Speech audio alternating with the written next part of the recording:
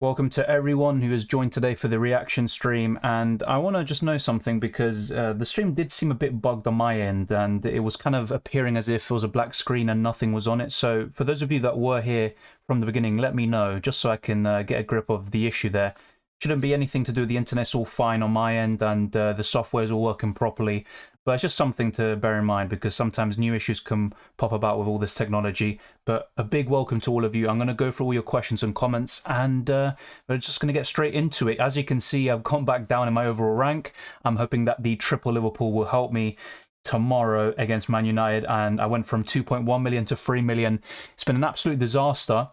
And as you saw in my deadline stream, I was so close to getting Ivan Perisic, but instead I went for Cucurella, and the rest is history. I have to say, obviously, fair play to those who were Perisic, and obviously we were discussing this as well. The fact that he was in the predicted lineup by some in-the-knows for Spurs, such as Paul O'Keefe, that was enough reason to keep him, and I thought he was going to start as well after seeing that bit of news. So shout out to those of you that pointed me in that direction. I was very tempted to go for him, but I have to say, Wolves should have scored, but that's what they lack, Wolves. They play very good football sometimes, but they lack that finisher, and Spurs really shouldn't have got anything out of that game. Maybe a draw, but not a win, and that's how football can go. If you don't score, the opposition will. So the Perisic kind of points do sting a little bit, but it is what it is. As you can see, some returns from Andres Pereira, which is probably the highlight of my week. 8 points, 3 bonus points, an assist, and a very good performance all round. But then you look at double Chelsea defence, which is something I kept advocating against. I ended up doing it myself, going for Neto as well. Really, there's a few players that I'm very happy with. So Ramsdale, I still like the Liverpool fullbacks, Cancelo, James, Martinelli, Salah, Jesus and Haaland. But the rest of it is pretty awful, to be quite frank. And Cucurella is still a good option. We're going to discuss him in the transfer tips video. I'm going to probably try to record it after this stream is over and try to have it out for you lot tomorrow. But let's go through your questions and comments, and I appreciate your patience. Welcome to Sing, Absolute Game Week. King, Salah and Robertson to save it all. Did Trippier to Cucurella. To be fair, though, if you kept Trippier, you probably would have tried to bench him because, I mean, you saw it there. City scored 3 goals on an off day. Imagine what they could have done if they were fully on it. And City have a great record against Newcastle. But, you know, the Toon are no mugs right now, and they can cause some problems for the top teams, as they have proven in the last few months. And I think they are right up there this calendar year for the most points scored of any club in the Premier League. I'm having a terrible game week so far. I need Salah, Trent and Diaz to save me. What about you? Pretty much in the exact same boat, but I have Robertson instead of Diaz. And if Diaz hauls and Robertson doesn't, I'm just going to have to hide behind a pillow or sofa, whatever the saying is. Yeah, the game week is going pretty dreadful so far, but I think a lot of us are in the same boat. You could say the template is kind of failing this week, as CF says as well. Mitra's on fire. Yeah, I mean, the thing is, though, he had a lot of chances, and finally, in the the dying embers of the game, obviously, you know his quality in the air, and he's such a great header of the ball, a great cross, and he just kept on persisting, and he got, you know, his goal, and he's a good striker, probably the best budget striker we have at our disposal. I would still rather go for Tony at a little bit more, but honestly, if you're going for a front three, having Haaland, Jesus, and Mitrovic is definitely fine, and there's no problem with that. At least I did Neto to Grosh before another price rise, yeah. And Grosh, by the way, has a great record against West Ham. That's something I wasn't able to mention in the streams and videos. I think West Ham is his favourite opponent. Before today, he had 3 goals and 3 assists, something like that against West Ham. And he ended up getting another assist, a great pass. And Brighton are unbeaten against West Ham, which is actually quite surprising. A West Ham fan told me that yesterday as well. Waiting on Liverpool to hammer Man United tomorrow, God willing, clean sheets and at least 2-0. I mean, that's definitely possible, but I think United might, you know, have a bit of a reaction, especially with Liverpool missing so many players. They could struggle a bit more than we expect, but in most cases, you know, Liverpool on their day could absolutely destroy United, of course. Let's wait and see. That would be great for all of us FPL-wise, but let's wait and see. It's going to be very interesting to see. Today, you know, some great games. Newcastle versus City, one of the best games this season as well. 46 points so far this game week. I mean, I'd take that. I mean, that's much better than what I have, for example. Was hoping for more from Cancelo and Edison, but Odegaard and Perisic give me a platform to build on. Odegaard, fair play. I'm going to be discussing Odegaard, actually, and he's someone to keep on the watch list, but I'm still not that convinced about him FPL-wise. I think there are better Arsenal options, but I'll discuss more of that in the transfer tips. Perisic is one of the best defenders. We talked about this. The main concern with him is being nailed, but as you can see, just that one moment of quality, that kind of flick on for Harry Kane's goal, that's what he can do. Get the clean sheet, and there you go, a massive return. Got 3 players left, Trent Robertson and Captain Salah. You're in a good position, to be honest. I think that's a decent points haul, considering the template and how most people are doing, so that's not too bad. I hope Perisic since game week 1 he hauled yesterday. I wonder if his hamstring is for real. He did seem to be struggling at the very end, so that is something worth keeping an eye on, but I think he'll be fine. Or just they want to be subbed off, considering switching to someone else in that case. Definitely don't do anything just yet.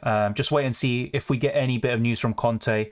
I think he'll be fine, though, personally. Welcome, Akraf. Welcome to ACF as well. Hey, Dylan, a terrible game week for me, 43 points. I mean, it can't be as bad as me, to be fair. Hoping for Salah captain and Trent to save me. Sold Trippier, Bailey to Saliba and Dewsbury Hall. I mean, Saliba's not a bad one. He did great this week. No problem, Sudindra. It's fine. Obviously, not going to expect you to always be here. I appreciate whenever you are, so thank you very much. And I do recognise I'm very far behind in the chat. I'm trying to get through the questions and comments, just every single one, basically, as always. Thoughts on James and Dewsbury Hall to Rodrigo and a 5.1 million defender, or Kane and Dewsbury Hall to Rodrigo and Tony? It's a great question. I would rather do the latter, so Kane and Dewsbury Hall to Rodrigo and Tony. I still think James is a great option, despite Chelsea being absolutely awful today. And it all started with that goalkeeping error from Edouard Mendy, and sometimes that's literally going to change the complexion of the game. And Chelsea completely struggled in that opening portion of the match. But yeah, I think James is still a great option. Same with Harry Kane, to be fair. It's very hard for me to say sell Kane when he's facing Nottingham Forest next. That's why I will say he's right up there in terms of predicted points. But long term, I prefer having Rodrigo and Tony for Kane and Dewsbury Hall, as you say. Hi Dylan, on 35 points, got Salah captain and Trent left on 140 points. Is it still possible for me to finish top 50k? Look, it's way too early to say if you can or not. I think you can, to be honest, but I don't think right now is something that we should be entering in our minds. It's definitely still possible. Obviously, to win the whole thing when you have a bad start is definitely becomes much more difficult, but nothing is impossible, especially in FPL. I would definitely not rule anything out, and do not worry about it. I'll have a bad start as well, 160 points. Look, it's an awful start, but still a lot to go, and things can change so quickly. So honestly, you can. I'm on 20 points of triple Liverpool left to play. What would be a good amount of points for this week?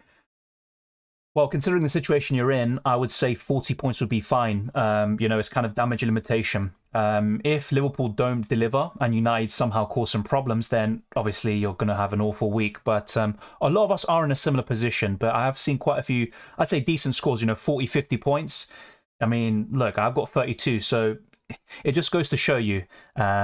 It's kind of been a very weird start to the season, and a lot of 50-50 decisions already can go for you or against you, but there's still so much more to play for. And once those Liverpool fullbacks kick in, for example, once the 8 million midfielders come fully to the fore, I think the game will just open up a little bit more, the template will diversify, and it will be much more interesting, and there's going to be more points for everyone. But let's wait and see. Wildcard activated. I can't lie, I'm actually considering it, and I'm not just thinking about it as I'm doing so terribly, but because I see real issues with my team, as I discussed earlier. So I don't completely blame you. Normally I'd say it's too early, but with technically 3 wildcards in play, it's not a bad move, to be honest.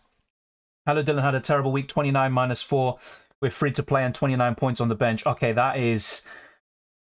Wow, 29 points on the bench, Jesus Christ. I mean, I feel for you. And, how many times are we going to say, Andreas Pereira, Bailey, all these players on the bench, getting absolutely huge hauls? It's not going to be that often. Maybe you had Trippier, I'm not sure if you did, on your bench. If so, obviously, condolences. But I always back the process and the decision-making rather than the outcome. So it might have been good decisions on paper. It just hasn't worked out for you this week. 51 points, I think that's a good score this week, honestly. It's all relative, but I think that's not too bad. Bro, I'm on 26 points. Not, that far off what I have. And, I'm obviously quite discontent with what I've got. I can feel your pain, but honestly, there's still a lot to go. The Liverpool trio, whatever you have from tomorrow's game, could easily, give you a respectable rank and score at the end of the week. But Yeah, in most cases, I think most of us are in a bad position at the moment, but things can change very quickly. Yeah, I agree. Shakalaka, I completely agree. Yeah, poor Gameweek, unfortunately. I mean, apart from those with maybe 45 plus points or whatever, I mean, it's going to be the same old thing. 350 to 450k to 1.2 million, what a disaster. But still, there's not much separating these ranks, and you'd rather be at 1.2 million than at 6 million, or where I am, for example. So it's not the worst thing. Obviously, to go down like that isn't, a great feeling. You don't want to start the season with red arrows like that. But honestly, I would try to keep, patience, be calm, trust what you're doing, trust the decision making, and try to back your picks long term. And this is coming from someone that already wants to get rid of Cucurella despite bringing him in yesterday. But I think patience is very, very important sometimes. Would you use the wildcard? I don't have Salah. I wouldn't just use a wildcard to bring in Salah, because if you have De Bruyne, for example, and Haaland or Kane, Son, it's not that bad because they are still 4 of the best premiums in the game. I would only use the wildcard if you could at least make 5 changes that will really improve your team and that you think can make a huge difference. And I also am a bit more open-minded this season with the early kind of wildcards because of the World Cup coming up in November. But honestly, it's all relative, and I just don't know your team's circumstances to fully comment on it. But you could use the wildcard. I'm 42 with Haaland captain and Salah and Arnold left. That's not too bad, honestly. I'd rather be in your position than my one, for example, despite the fact that I think Robertson could do very well. Neto to Grosh or Cancelo and Neto to Foden and Walker.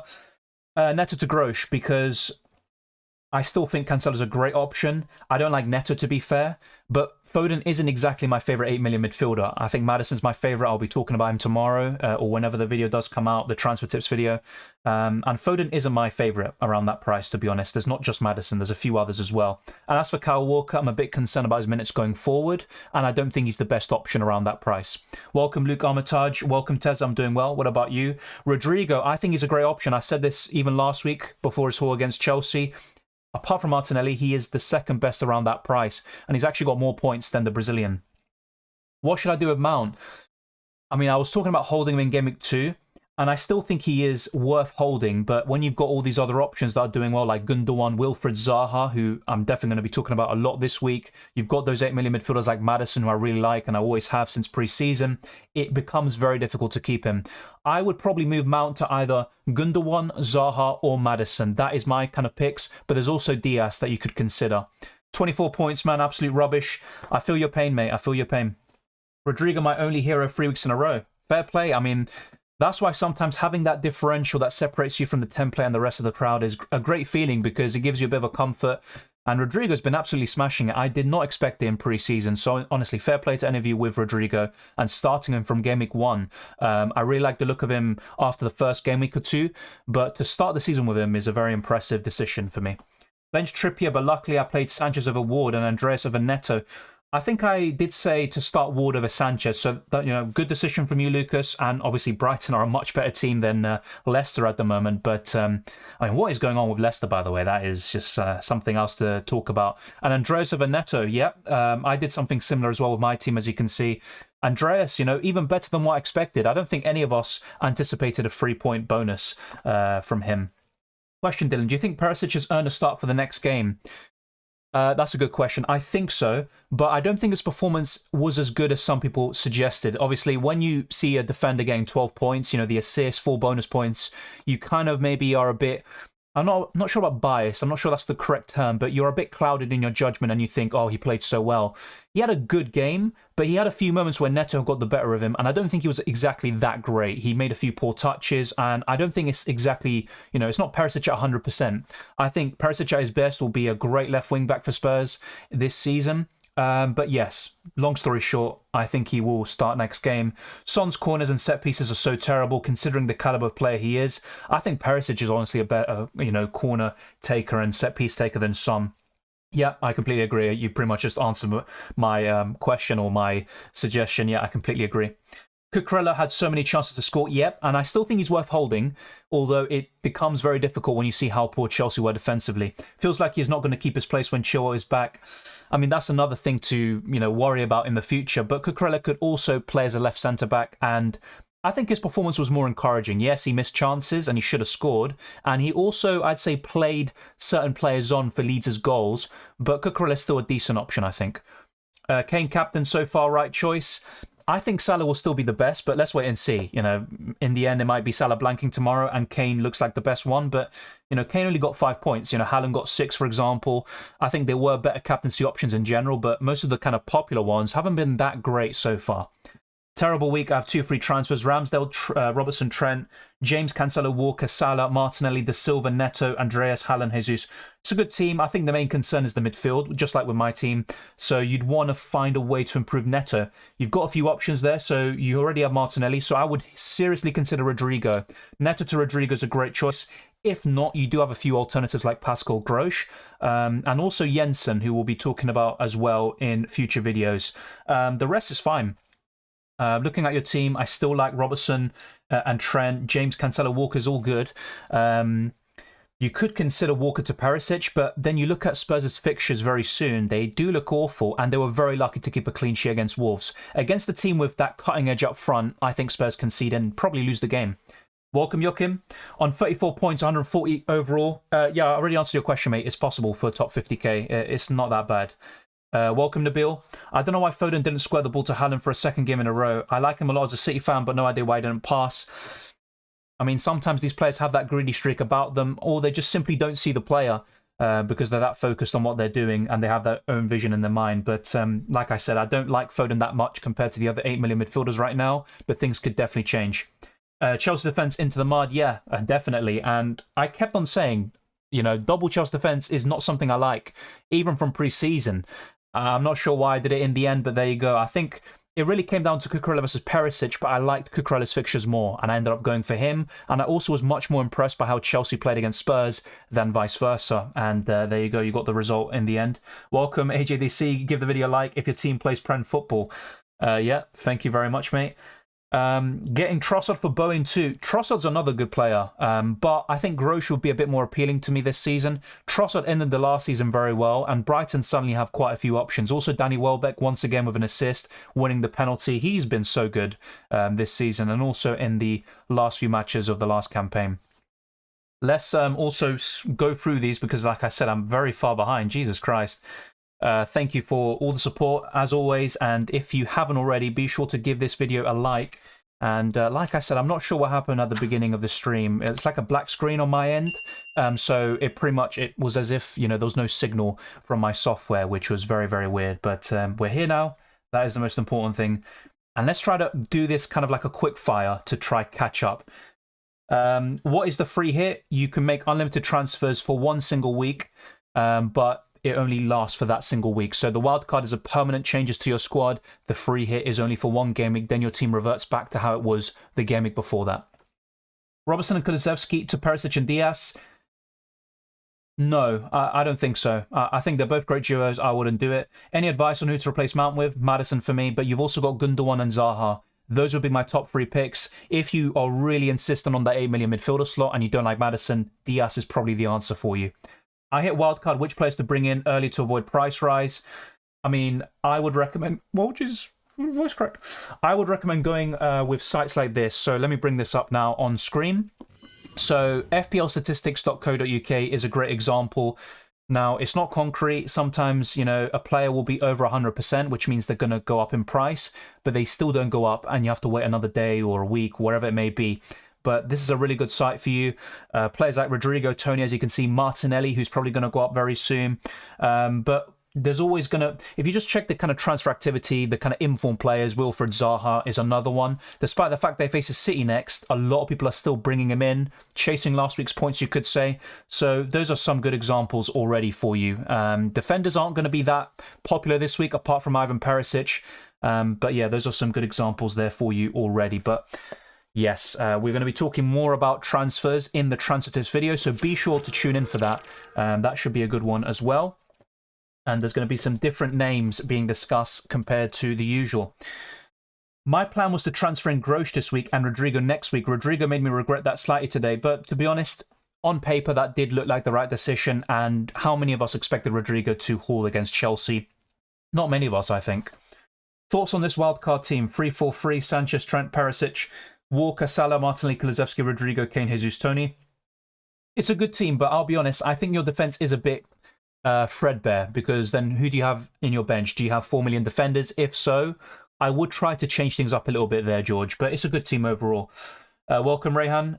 Would you switch Neto for Rodrigo as before Rodrigo price rise, or wait till after the game tomorrow? The thing is, injuries could definitely happen after the game tomorrow if the game indeed goes ahead. But I think that's a good move. And if you're completely settled on it and you have a decent option on the bench that you're happy to, you know, fill in for next week, then I would make the move now potentially. But in most cases, as I always say, try to wait as long as possible, as close to the deadline to make your changes. What to do with Saka?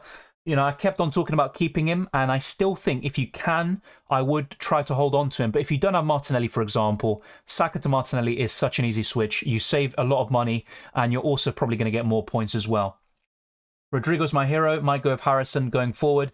Yes, but I would be a bit careful about doubling or tripling up on teams like Leeds, who have had a great start to the season. They're second in the league, but how long are they going to keep this up for? But they definitely have looked very good. Harrison's another one. The real question is Arsenal winning the league? I wish. Never say never, but for me, it's City still. I think City are by far the best team in the league. Liverpool, if they can get their injuries in check, are also right up there with City.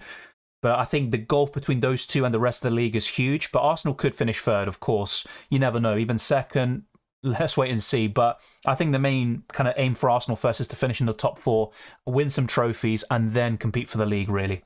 I don't think they have it, really. The squad depth, the quality as well. And I still think they lack a bit of cutting edge sometimes. You know, they score 3 goals, but they could score 4, 5, 6. Same with Leicester as well. Yeah, I mean, obviously, look, Newcastle could upset Man City. It was definitely a possibility. I didn't really think so because City tend to, you know, destroy them, but they had an off day and Newcastle took advantage. So, you know, these things can happen for sure. James to Perisic? No. I still think James is a great option and I would rather have him long-term than Ivan Perisic for me. At least as things stand, I could change my mind, but right now, no. Saka to Rodrigo -4? No, not for me. Not for me. Thank you, Singh, for the shout-out as well. Yeah, let's try to get this video to 100 likes. We've got almost 200 people watching, so we can definitely do that. I've had an absolute stinker, so have I, mate. A lot of us have. Do not worry about it. Things can definitely change very quickly. Replacement for Bowen and Saka?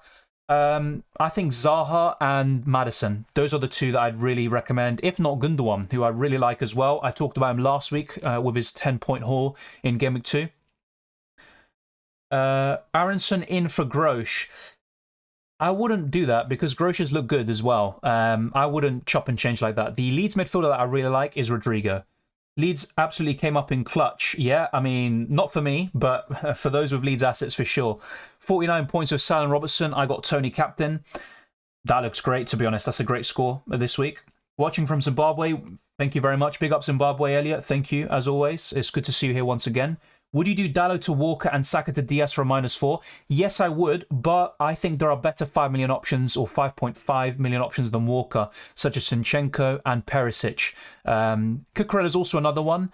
I like Walker still, not just because they considered 3 goals today, I'm going to say don't go for him. It's just the signing of Sergio Gomez that puts me off, and I said this yesterday and also for the past week or so. Koulibaly red means James plays centre-back and Cuco nailed. That's a great point. I think that is possible. Even if Chilwell comes in, for example, Cucurella could play as a left centre-back, but Chelsea need to be careful because I think James needs to play as a right wing-back. Loftus-Cheek, yes, it can work from time to time as it did against Madrid last season, but James's best position is right wing-back. And then if you play 2 wing-backs as a centre-back, that might not be the best idea, but I think Cucurella will be nailed for the next game, and he probably was one of the better players despite the missed chances. Rodrigo or Harrison? Rodrigo. I wouldn't even flip a coin for that. It's just what I've seen. Rodrigo was correct. Fills me with a lot of confidence. I'd go for Rodrigo, but Harrison has returned in every single game, and he's also been very impressive. He's going to have that creativity over the Spaniard as well. I think Koulibaly red means Cuco left centre-back, Aspie right centre-back, and James right-back. I think that's a great point, and I agree with you, Max. I'd be very surprised if they go for 2 wing-backs as centre-backs. Or it could be, as the other guy said, as Alpha says, it could be Reece James as the right centre-back, and Cucurella still plays as the left wing-back. Let's wait and see, though. Definitely need that war. Should I switch Rodrigo for Aronson or just roll the transfer? No, why switch Rodrigo for Aronson? I think that makes no sense, mate. Honestly, keep Rodrigo for me. And also, let's bear in mind, Aaronson obviously played well once again, but his goal came from Mendy just doing an absolute stupid error. Rodrigo's been more convincing, in my opinion. As a United fan, I'm clipping this. Is it the Arsenal discussion? Like I said, I don't expect Arsenal to finish first or second, but you never know in football. Is Salah nailed on? Right now, yes. You have to say yes. And I even said this last week, when people were asking between Salah and White, despite the fact that I think White could be a bit more nailed, Salah for me. The problem is, if Tomiyasu comes back into the side, it's one of Salah or White dropping out. But, he scored a great goal against Bournemouth. He's playing so well. Even when he scored that own goal against Leicester, the fans were right behind him. And he's one of the best centre-backs in the world, or at least for his age. One of the best young players in the world. And he's looking very good. I have 2 free transfers. Team is Sanchez, Walker, Cancelo, Trent, Robertson, Mount, Salah, Bailey, Martinelli, Haaland, Jesus. It's going to be kind of the same thing for a lot of people. It's the midfield that maybe needs the most change. Although you do have Mount, Salah, Bailey, Martinelli. That's not too bad. But Mount to, let's say, Gundogan, Zaha or Maddison looks pretty good for you. Your defence is fine as it is. Your goalkeeper's also fine. Bailey's the other big concern. So you could do Bailey to Grosh or Rodrigo. I'm not sure how much money you have. And then also do Mount to one of those players I said. If you have like 0 million in the bank, Alex, do Mount to Zaha or Gundogan and then upgrade Bailey to Rodrigo. I don't think you'll regret it. I've only got 77 points in total for Gameweek 3. Is there any hope catching up 200 points in my mini league? Wait, you got 77 points in Gameweek 3. Come on, that's a good score. You know that. If you've got 77 points in general, then I'd be very worried. But honestly, look, if you've got 77 points this week, I don't really see the reason why you should be worried. I'm 3.6 million rank overall. Not picking Kane at the start has really cost me. Not necessarily. I think the big concern, and I've made this mistake, is starting with Kane, then going to Haaland, and then kind of missing out on the points that way. But yeah, I think Haaland has been better so far. He's scored more points, of course, a return in every single game. Maybe going without any of them is maybe the big issue. Do you think playing Alvarez every week has been a bad idea? Playing Alvarez, if you're talking about Julian Alvarez, definitely not for me. He needs to get more minutes, if anything. I transferred Perisic out last week. Yeah, I feel your pain. And then now he gets 2 assists in 2 games and maximum bonus points in Gameweek 3. I feel your pain, mate. Is bringing Perisic and Bailey for Cucurella Neto worth it? Okay, this is why I'm going to cover Bailey once again tomorrow in the transfer tips. Do not go for Bailey once again. Look at the fixtures for Villa now from Game Weeks 4 to 7. Honestly, look, go with your gut. Just because I say no doesn't mean you should do the same. But I think Bailey is not really an option for us right now. He's still not completely nailed in that Villa team. And Villa are looking awful. I wouldn't want anything to do with them right now. And this is coming from someone who started the season with 2 of them. I don't know what I was thinking. But Perisic, yes, I like him. But would I take out Cucurella for Perisic and do a -4? No, no chance. So honestly, maybe roll the transfer and then reassess in the game weeks to come. I feel like tripling up on Arsenal by getting in Zinchenko or Gabriel. I would pick Zinchenko if you have the money. But remember, there is a bit of a difference in price now between the 2 of them. Yes, the fixtures and form look great, but Arsenal are always Arsenal, and they could fumble one of these games against Fulham, Villa, whoever it is coming up. So I'd still be a bit cautious, but 2 or 3 Arsenal players looks great right now. That's one of the things I got right from the start of the season. But is it worth getting rid of Perisic or James? None of them. I wouldn't. Look, so as much as Arsenal are looking good, I would not get rid of Perisic or James for an Arsenal defender. I think Fulham could score. I said this about Bournemouth, to be fair, but honestly, I think Fulham are looking pretty decent right now. So I don't think it's the time, really, to get an Arsenal defender necessarily at the expense of one of those players you said. Thank you, Marvin, for the shout-out. Foden to Maddison move paid off. Fair play, mate. Maddison with that great free kick. And to be honest, Maddison's just looking so good. And I'm going to be discussing this as well in the transfer tips. So Maddison, 6 goals in his last 7 Premier League matches. That's the most of any player. 4 assists as well, the most of any player. He is such a great player at the moment. And Leicester are looking awful. Yeah, exactly, Prince. A lot of people are doing poorly right now. A long way to go. And, if you've got 50 points or more, I would celebrate, honestly. Hoping Salah can pull something back this week has stunk for me. Yeah, completely agree with you. If Salah can get a hat-trick, that is the only saving grace. Something like that. And also a Robertson return. Otherwise, it's going to be another poor week. What about Zaha? I mean, I mentioned him a few times today. I think he's a great option to buy. Even against Man City, I think he will get some chances on the counter-attack, but more so than not, you want him for Game Week 4 onwards. Yeah, 77 points in total. Okay, fair enough. Yeah, that is, I won't sugarcoat it. That is awful, but there's still a long way to go. You know, I've also got a poor points total. I'm pretty, I'd say unhappy with it, but there's so many weeks to go and so much can change. So honestly, you can definitely claw back that deficit. Double leads, I think 1 or 2 is fine. I wouldn't triple up on them still. But let's say Rodrigo and, dare I say, Harrison. That's not too bad, but I'd still be a bit wary about having 2 Leeds midfielders. For example, I'd rather go for Martinelli and Rodrigo, then have an 8 million midfielder potentially and someone like Salah. But that's just kind of the way I see it. -4 worth it from Saka and Bowen to Martinelli and Maddison. To be honest, I think it is worth it, Melvin, yes. I still like Saka, but Bowen, I actually talked about selling him last week, I think it was, and I still stand by that. West Ham are looking awful at the moment. I transferred out Trippier for James and benched Harrison. Oh, look, to be honest, I look at the decision, I'm kind of putting aside the result, and I actually like that decision. It looks great on paper, and long-term, I think you do benefit from it. Let's think of it as short-term pain for long-term gain. Hopefully that's the way it goes. Neto or cash out, better replacement. Who would I rather get rid of now? Cash, because he's got awful fixtures and Villa are looking absolutely diabolical in all areas of the pitch. Replacement, I'd say, I'm not sure who you have or don't have, but I'd say Perisic, Zinchenko, Trippier, I still like a lot, and also Botman. These Newcastle defenders I like a lot, and also Lewis Dunk at 4.5, Saliba, White. You've got plenty of options there to choose from. If I had to pick one, it would be Zinchenko. Saka to Rodrigo, yep, I like it, to be honest, yep. Keep Trippier. I said this last week, and I'm going to say it again. I would keep Trippier. You can always bench him against Liverpool, but he can always come up with that free kick. I still think his attacking output is overrated. I still think that, but he is such a great free kick taker. You can't deny that. I mean, how is that being pessimistic about Arsenal? It's being realistic. Yes, Arsenal could do something this season, but City are still the best team in the league. Let's not kid ourselves. I mean, I think I'm being realistic, to be honest. Not sure about Perisic game time. I still think it's a concern long term, especially when the Champions League comes around the corner in 2 weeks' time.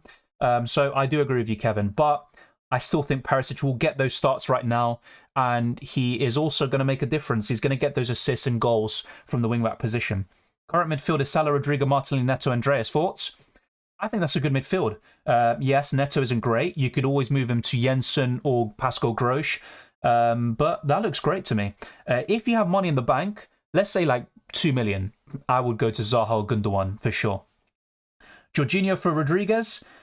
No, I would not go for Jorginho, mate. Good midfield, bro. If you're talking about my one, I disagree, but obviously, thank you very much. I do like, obviously, Andreas, what he did today, or not today, it was yesterday. I like Martinelli and Salah, but the rest is awful. Bailey and Neto, I don't know why I started the season with that, to be honest. Thank you, Melvin, once again. I appreciate your support, man. What's your game week rank? I would rather not go into that, but I also talk about when I do badly as well as when I do well. So let's go to that. Let's give you an answer on stream, because honestly, I don't know the answer. So let's go to livefpl.net, and my game week rank is 6.9 million. Oh my god, that is awful. Well, there you go, and that explains why I'm having such an awful start. Yeah, 6.9 million rank. That could be saved a little bit with the triple Liverpool, but honestly, this team is beyond saving at this point. But let's quickly go back to my points, because it's so good. So good. Should we give Neto a chance or Almiron? Look, we could still keep Neto. He's easy to bench. He's got 3 decent fixtures coming up. But long-term, Neto's definitely a sell. Almiron, still not for me. Yes, he scored today, but I don't like him as an FPL option, to be honest. 6.6 million overall took me down huge. Wow.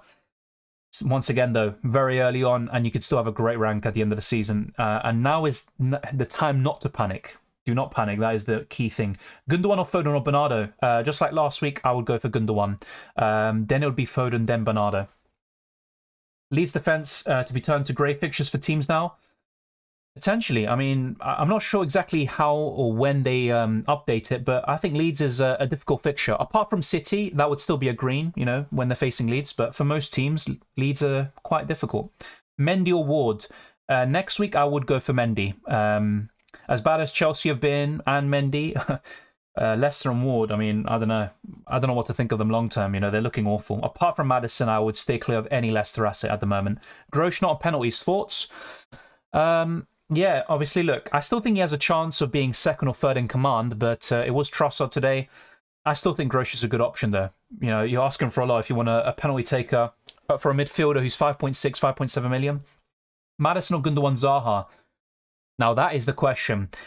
I think Maddison is my favourite out of those three, but because of the price and what you can do with the rest of your team, I might go for Zohar myself. But, you know, without funds, you know, being an issue, it's Maddison for me. Aside from FPL, wait, I just lost the question, sorry.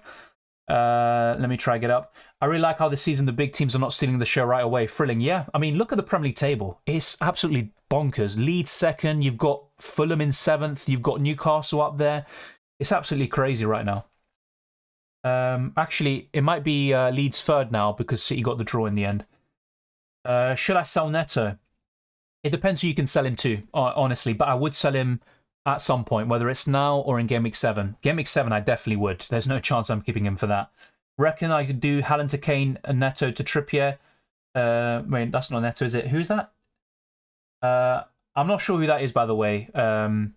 Neto to Trippier. I'm sorry if I'm being stupid there. Haaland to Kane, I wouldn't do that. Either way, I would just keep what you have right now. Walker to Saliba and Saka to Maddison. I like that, to be fair, yes. I'd probably do it. But there's also not really a need to do Walker to Saliba. You could just keep Walker for now. Once Sergio Gomez takes some minutes off him, that's when you can move off Kyle Walker. Best game week to play wildcard, it's a team-dependent question. So I'm not trying to sit on the fence, but that's literally the best answer to give there. So I'm not sure what your team is, but I'd probably say between now and game week 9 is a great time to use it, I guess, for most people. But then again, your team could be completely different. What to do with Saka? As much as I was talking about keeping him, if you don't have Martinelli, Saka to Martinelli, I wouldn't hesitate. So gutted I have 7 points, Sanchez on the bench. But then again, you would have expected West Ham to score 1 goal, even if you backed Brighton for the win or a draw. You know it's a bad game week when you have Andreas as your top scorer. Exactly. Yeah, it's absolutely awful. But I'm happy with Andreas, you know, a kind of shining light on an otherwise miserable game week. My rank is 998k. That's good. At this stage of the season, that's good. Welcome, Akim, again. Thank you very much. Definitely not an expert, mate. Definitely not. Bro, I said F it today and used all my transfers. I'm desperate. I need points ASAP. Fair enough. As long as you're not taking massive hits, you should be all right. Too soon to transfer Rodrigo? No. I talked about transferring him in last week and the week before. I don't think it's too early. He's looking really good right now. You're getting Rodrigo? Look, you know, never say never. Let me actually go to the transfers. Let's solve this awful team. 6.9 million game week rank, 3 million overall.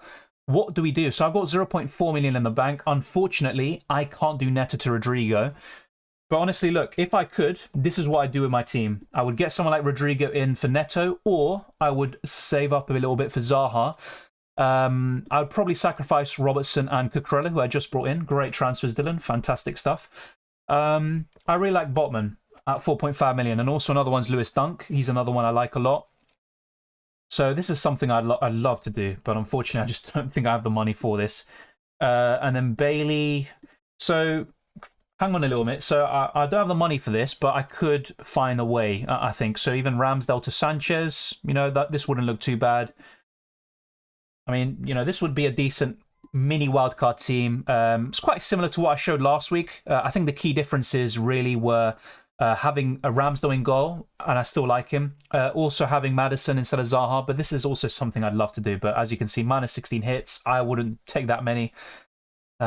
So many things to do. So with 0.4 million in the bank, 1 free transfer, I am very limited. I could do Cucurella to Perisic, but that'd be stupid, to be honest. I think I'm just going to stay put. Unless I wildcard, I'm going to keep that double Chelsea defence against Leicester at home.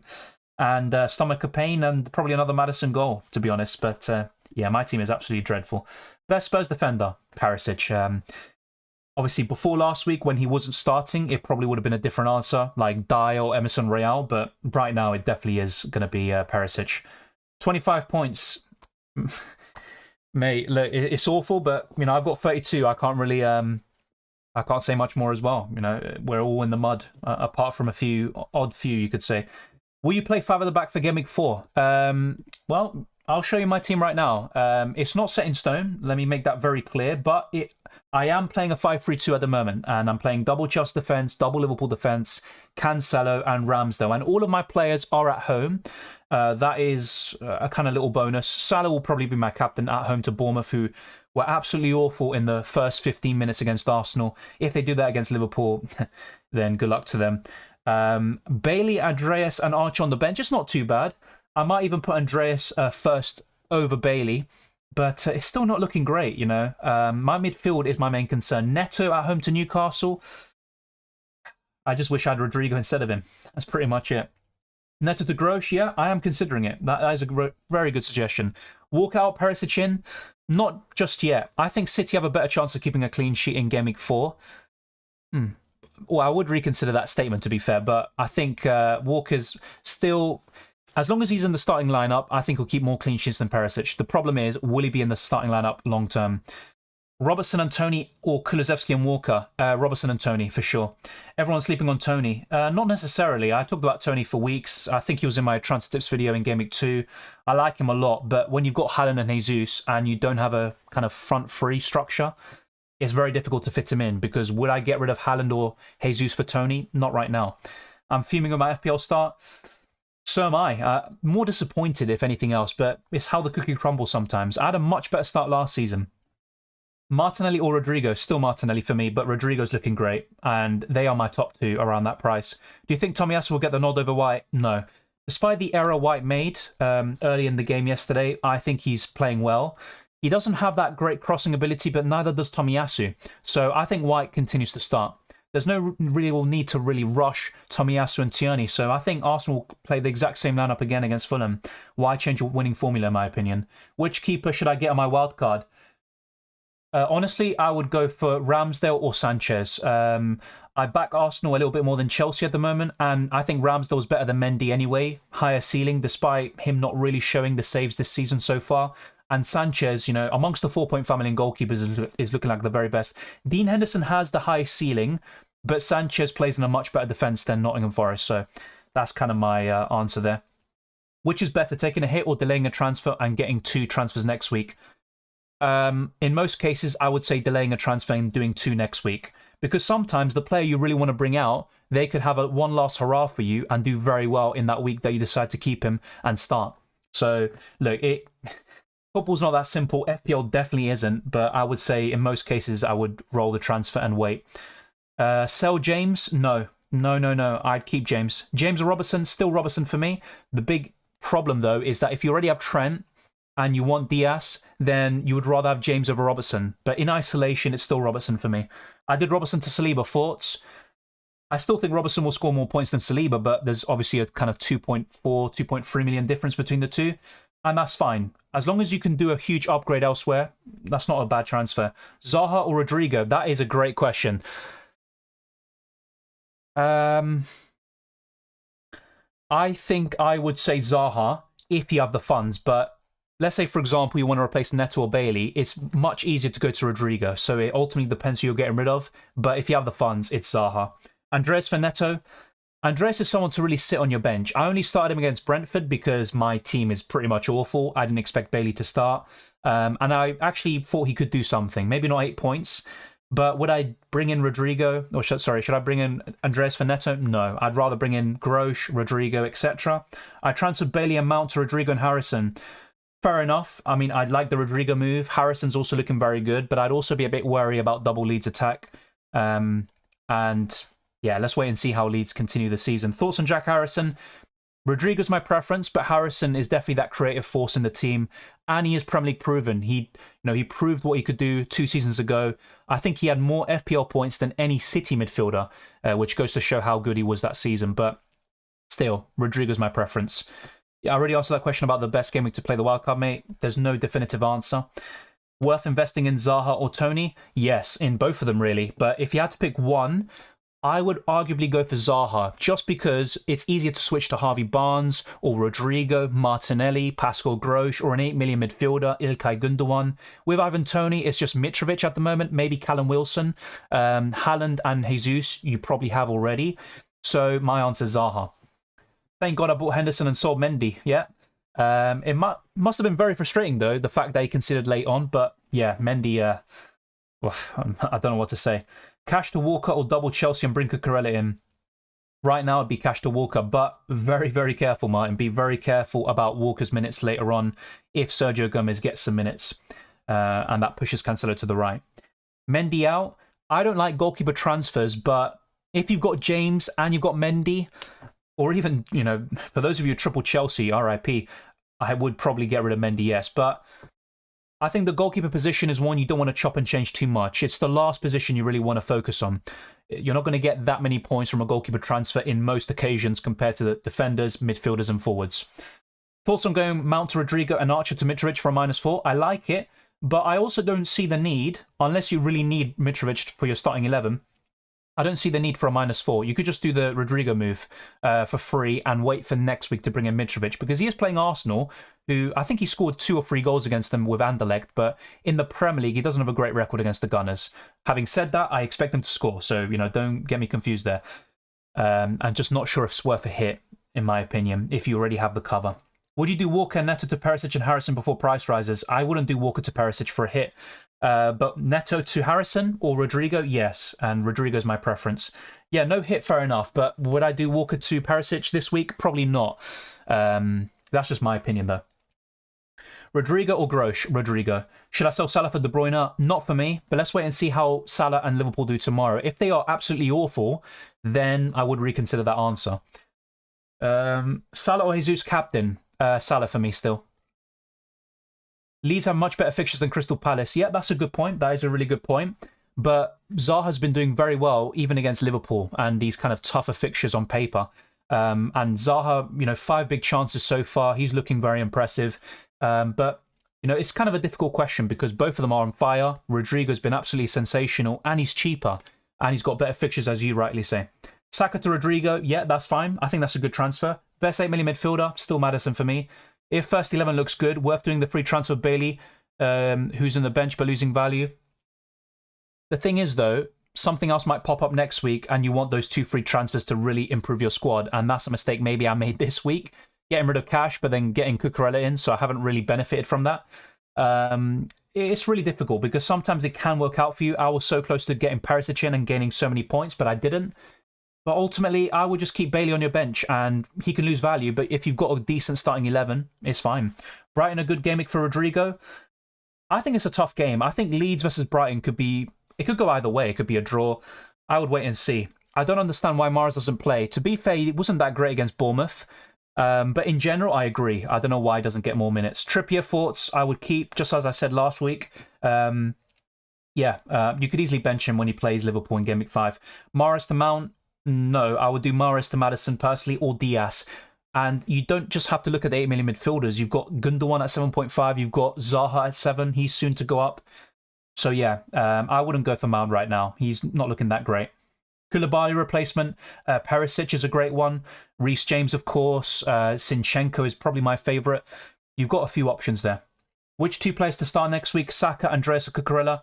You're always going to start Saka, come on, mate. And I would start Cucurella, so I'd bench Andreas Pereira. I'm triple Arsenal with Jesus and Martinelli. Yeah, I would get Rodrigo in, yeah. What about Aronson? He's looking good, but I don't think he's as good as Rodrigo and Harrison. I think he's probably 3rd. And I'm not just looking at points there. Harrison is kind of best creator there, and Rodrigo's the outright goal scorer. I don't think Aronson's as good, personally. I disagree. Wildcard is active. Any tips? Very good question. I'm probably going to be making another best wildcard team video because as the weeks go on and we keep doing poorly, we're going to keep on trying to activate the wildcard.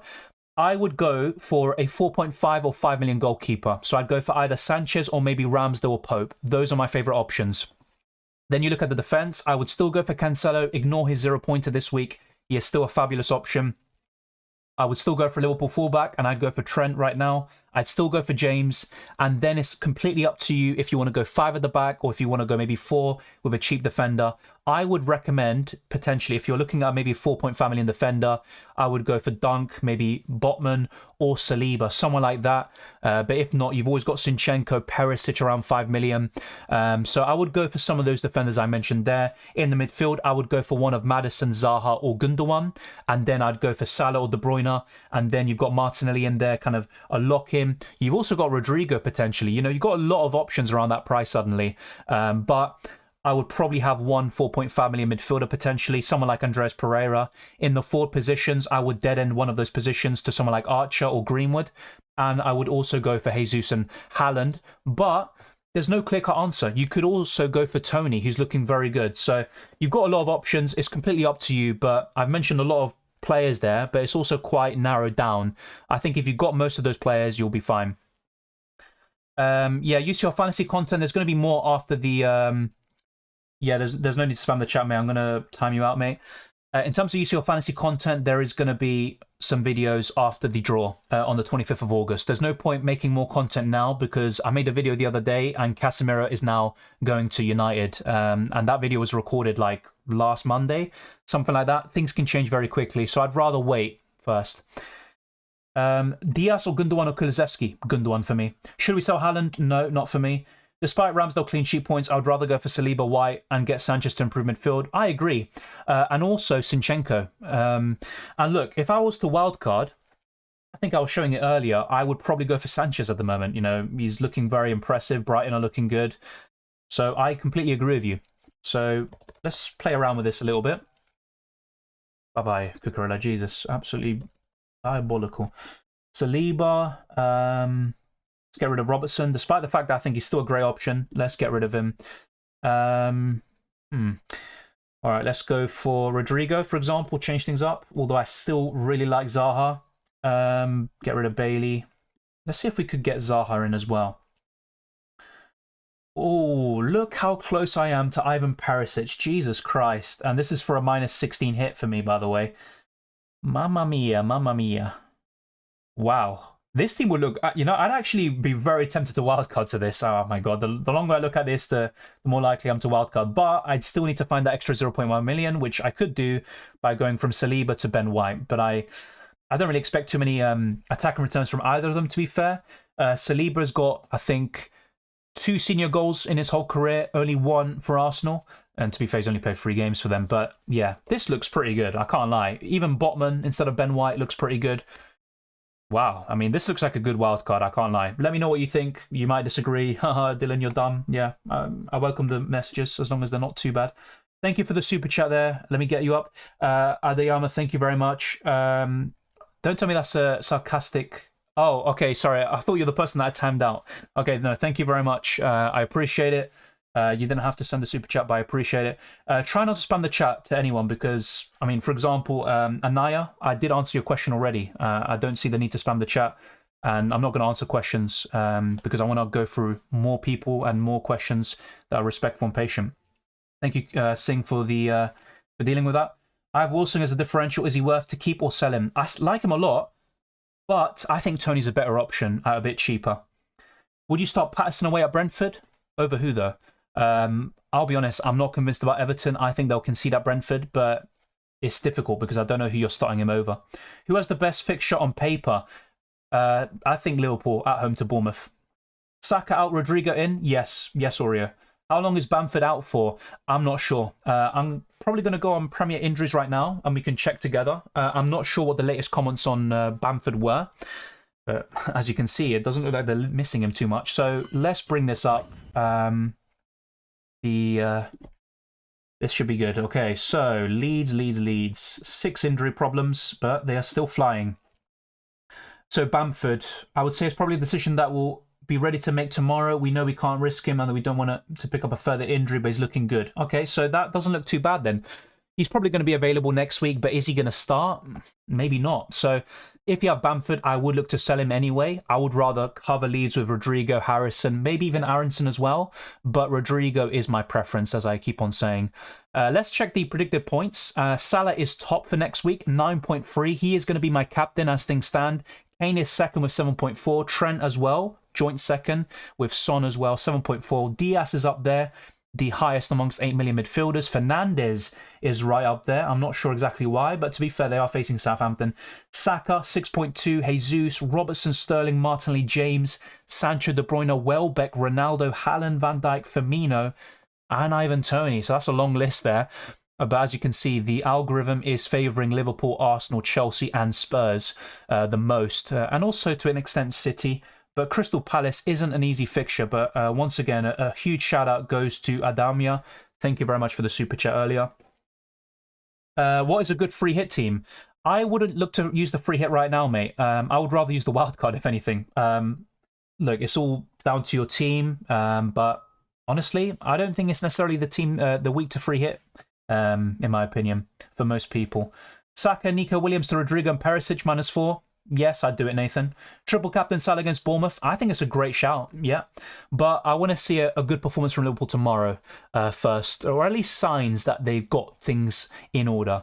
And for example, if certain players start to come back for Liverpool next week, then yeah, I would be much more inclined to do so. FPL is so frustrating. Love my team, but the points aren't coming yet. I don't love my team, but I think it's not that bad. It's not, 3 million rank bad, but there you go. KDB or Son next week? I would say De Bruyne. I don't know what that voice was, by the way. Maddison to Diaz, Bernardo. No, I would keep Maddison. Come on. If I roll a free transfer this week, think I get Rodrigo for Neto this game week, Sanchez for Rambo, Game week 5, Perisic for Walker. That looks good. That looks good, Marco. Hi, Dylan. Just took a -4. Bailey to Aronson and Robert to Perisic. That looks great. Once again, I'll be quite transparent with my views. I prefer Rodrigo and Harrison over Aronson, but he is still a good transfer. And I like Robertson a lot still, but Perisic does give you that extra money. 32 a Salah captain. I'm in the exact same boat as you, mate. I'm in the exact same boat. Let's wait and see. Hopefully a great Liverpool triple up tomorrow. I was going Patterson over Neto. I think I'd still just about go for Neto, but I'm not really confident in either of them. Thank you, Junior. Mbappe scores after 8 seconds. My God. Yeah, but I'll be honest, Mbappe isn't in anyone's good books right now. He does seem a bit arrogant, but obviously he's a quality player. Sorry if I already answered, but what's your opinion on Neto and Robertson to Rodrigo and Zinchenko? As much as I like Robertson, I would do it, Mickey. I like it a lot. Yeah. Liverpool Man United prediction. I'm going for a 3-0 Liverpool, but something at the back of my head, I don't know what it is saying that United might cause Liverpool problems tomorrow. But I'm going to stick on my gut and say 3-0. Should I use a transfer or just get 0.1, 0.2 million? No, not necessarily. I would wait. Unless you're going to be priced out very soon, I would try to wait as long as possible with your transfers. Robert Zinchenko out if he blanks tomorrow? Yes, especially if you can do a lot with that extra money. But I have to say, I still think Robertson's a better option and will get more points. But you also have to think about what you can do with extra money. Neto or Bailey? I still prefer Neto for the next 3 game weeks, but I think both of them are sells long term. Welcome, Jay. I'm doing well. What about you? Might just risk Neto to Rodrigo, but Pascal has a better fixture player. Feels a better fixture player. Yeah, I still think Rodrigo's looking great, though. I can't lie. But both of them looking very good in general. I think going big at the back was a terrible decision for Game Week 3. I mean, the thing is, though, it depends. Because in my team, let's go back to my team now. So this is my potential wildcard team. I can't lie. The longer I look at it, the more tempted I am. But I didn't really want to start Neto against Spurs. And also Bailey, who I thought was going to be on the bench.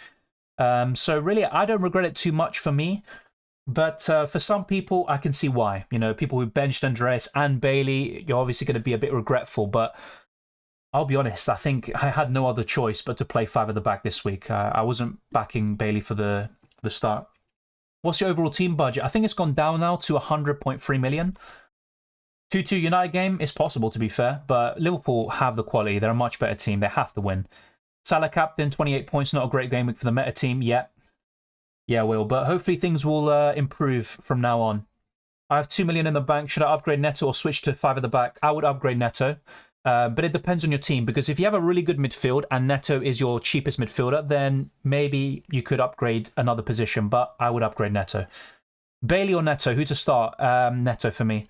I'm not really a big fan of either. Will Rodrigo rise in price? Probably. Very soon. Check fplstatistics.co.uk.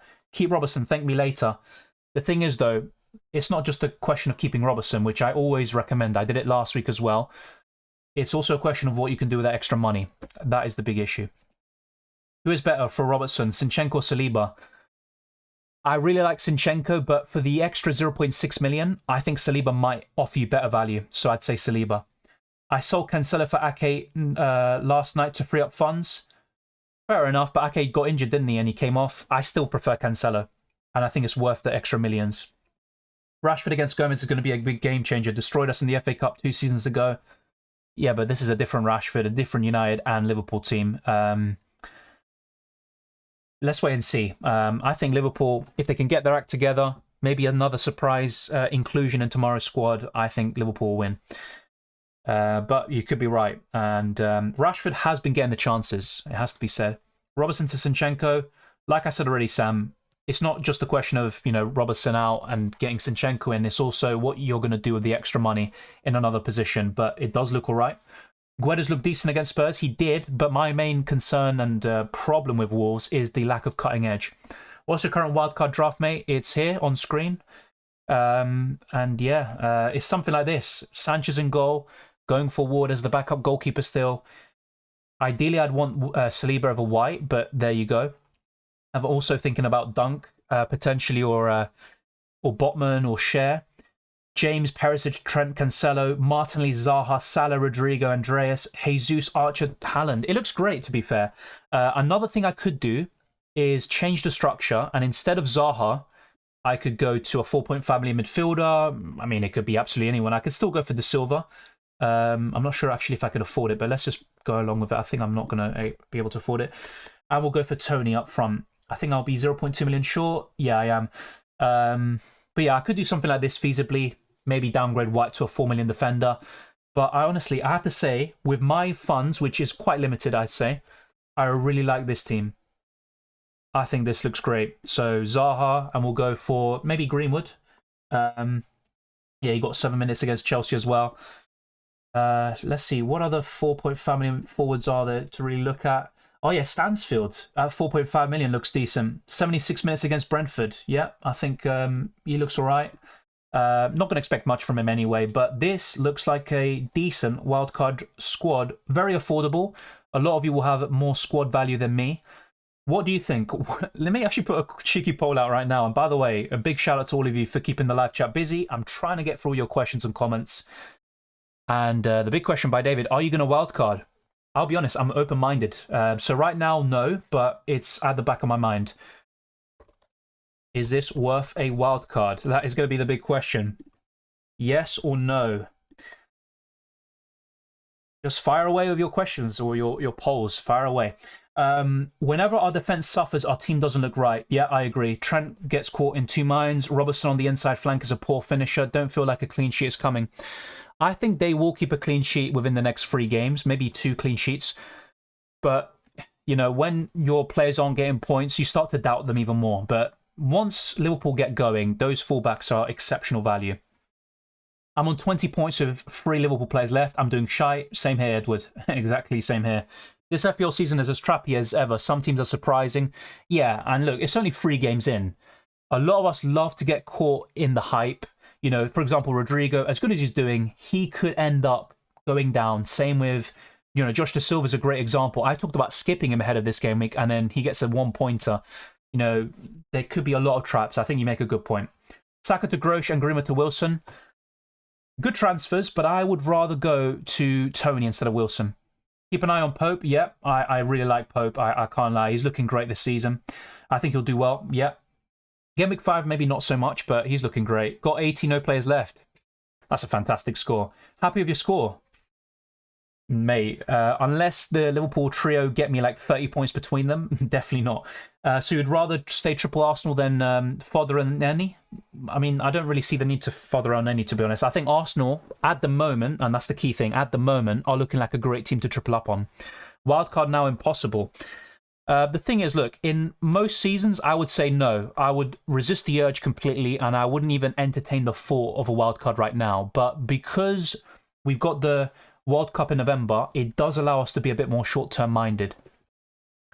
Zaha always reliable. Not always, but he's looking very good this season. And as we'll discuss in the transfer tips, he's actually got the third most Premier League goals of any player in 2022. Only Kane and Son have more in, so that's obviously an exceptional stat, and Zaha's looking great. How many changes are you making? With this team, it would be, I think, 5. So the 1 free transfer and then a -16 hit if I were to go for this team and I wanted to, go ahead with it. So yeah, it'd be 5 changes really. So Archer to Stansfield, which is a bit of a luxury move to be fair. Actually, so yeah, if I made that move, it'd be a -20 hit. So it's 6 moves. Sanchez in for Ramsdale. It would be Perisic in for Cucurella. White in for Robertson. Also, it would be Rodrigo in for Neto. Zaha in for Bailey. The rest stays the same. So really, when I kind of say out loud like that, it doesn't look that great. But Rodrigo and Zaha, absolutely, they improve my midfield so much. And also covering Perisic. I have to say though, I still think it's a great option. Perisic is going to be good, but he was very lucky to get that clean sheet and those points against Wolves. So there is an element of that does factor in too. Who would be your starting 11 with this wildcard draft? It would be Sanchez in goal. It would be Perisic, Trent, Cancelo. I think I'd still start James and White. And then it would be Salah, Martinelli, Rodrigo, Haaland, Jesus. And I might bench Zaha, but I think he could get something against City on the counter-attack. He's done it before. What do you think about Leeds in general? They're looking good, but I'd still be very cautious about them. I wouldn't suddenly go for 2 or 3. 2's not too bad, by the way. It might be a nice thing to do for the next few game weeks, but I think 1 or 2 is the sweet spot for Leeds in terms of getting their players, and Rodrigo is my favourite. Then it would be Harrison and then Aronson. When would you wildcard before the World Cup? Nothing set in stone, but even this team doesn't look too bad to wildcard to. I think realistically, game week 7 to 9 looks pretty good for my team to wildcard. But I'm still open-minded. Best 4.9 to 5.5 million defender. Right now, Perisic, but that could easily change, especially when Spurs' fixtures turn for the worse. Alexander-Arnold not good at easy games. I disagree. I think Trent's a great option. It's just a matter of Liverpool getting their key players back in the midfield and defence. Do you think it's worth keeping James? Absolutely. 1 bad game isn't going to change my mind. Maybe silly, but how many wildcards do we get? It's not silly, mate. We get 2, but we also get unlimited transfers for the World Cup. So we, in essence, have 3. So that's why I've been talking about that.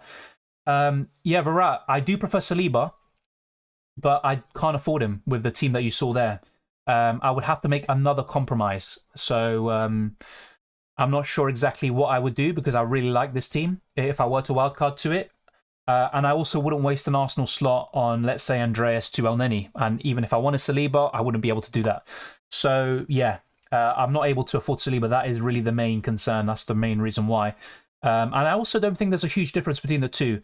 You might make a good point, and White is more likely to come out because he's playing as the right back, but he has a lot of credit in the bank with Arteta, so it's not a straightforward answer. Do you think that Perisic can be a reliable player to score a point? I mean, from a minutes perspective. I think he will start most games, but I don't think he's as nailed as Cucurella and also Kyle Walker, potentially. Which might sound a bit odd because it just depends on how Pep views Sergio Gomez, and let's wait and see what happens with Chilwell and can Cucurella play as a left centre-back in a Thomas Tuchel system. But with Perisic, I think he'll play most games, but when the Champions League comes around the corner, you've got the Cups, I think he will eventually be benched from time to time and make some cameos as he was doing in the first 2 game weeks. But he's a class player. When he does start, he's going to get points. It's as simple as that. I wouldn't bench Zaha. No, I agree. I think you're making a good point. Just want a Liverpool win and let's close this week. Yeah, I want a huge win. I don't want just 3. I want more, but that's being greedy, and I'll take anything I can get from Liverpool assets, to be honest. If you're going to bench Zaha, how about Robertson to Perisic and Neto to Rodrigo for a -4? It's a great shout, to be fair. It's just I'm a bit uneasy about getting rid of Robertson for a hit when he's facing Bournemouth at home. I'd back Liverpool for a clean sheet more so than Spurs away to Forest. But you make a good point. That is a great set of transfers that you're recommending. Why do you prefer KDB against Palace over Son against Forest? The thing is, I think De Bruyne's form is just exceptional. Make a good point. I think from a fixtures perspective, Son against Forest away from home, I think you'll get opportunities. But when you're looking at the performances, you also have to factor that in, and I think KDB is looking exceptional, and I still think City can score 2 or 3 past Palace, even if they concede a few themselves. I have KDB, by the way, but considering Son moved for a week, fair enough. You make a great point, by the way. It's good to have these discussions, and it's really, when it comes down to, is form versus fixtures. De Bruyne has the form, Son has the fixture. Best 5 million defender. I still think Cucurella's great. Well, maybe not great, but I still think it's a good option. Walker as well. I would probably go for Saliba. Why would you remove Saka for Rodrigo? Why? Because it gives you more money to invest in another position. I think now's a bit of an awkward week to do that, Saka to Rodrigo, I'll be honest, because Leeds against Brighton, I think that could be a bit low scoring, or Leeds will struggle a bit. I think Brighton have gotten the better of Leeds in recent games. As for Saka against Fulham, I could see him finally returning, but I said the same against Bournemouth, and he was pretty underwhelming. Stay calm, people. The more -4s you do, the more pressure you are under to gain 0.1. I agree. And also, the more hits you take, the less likely you are to gain those points back, even though it's still possible. My 2 cents is that the wildcard is worth using for this upcoming week. If you fall behind now, you'll spend the rest of the season playing catch-up.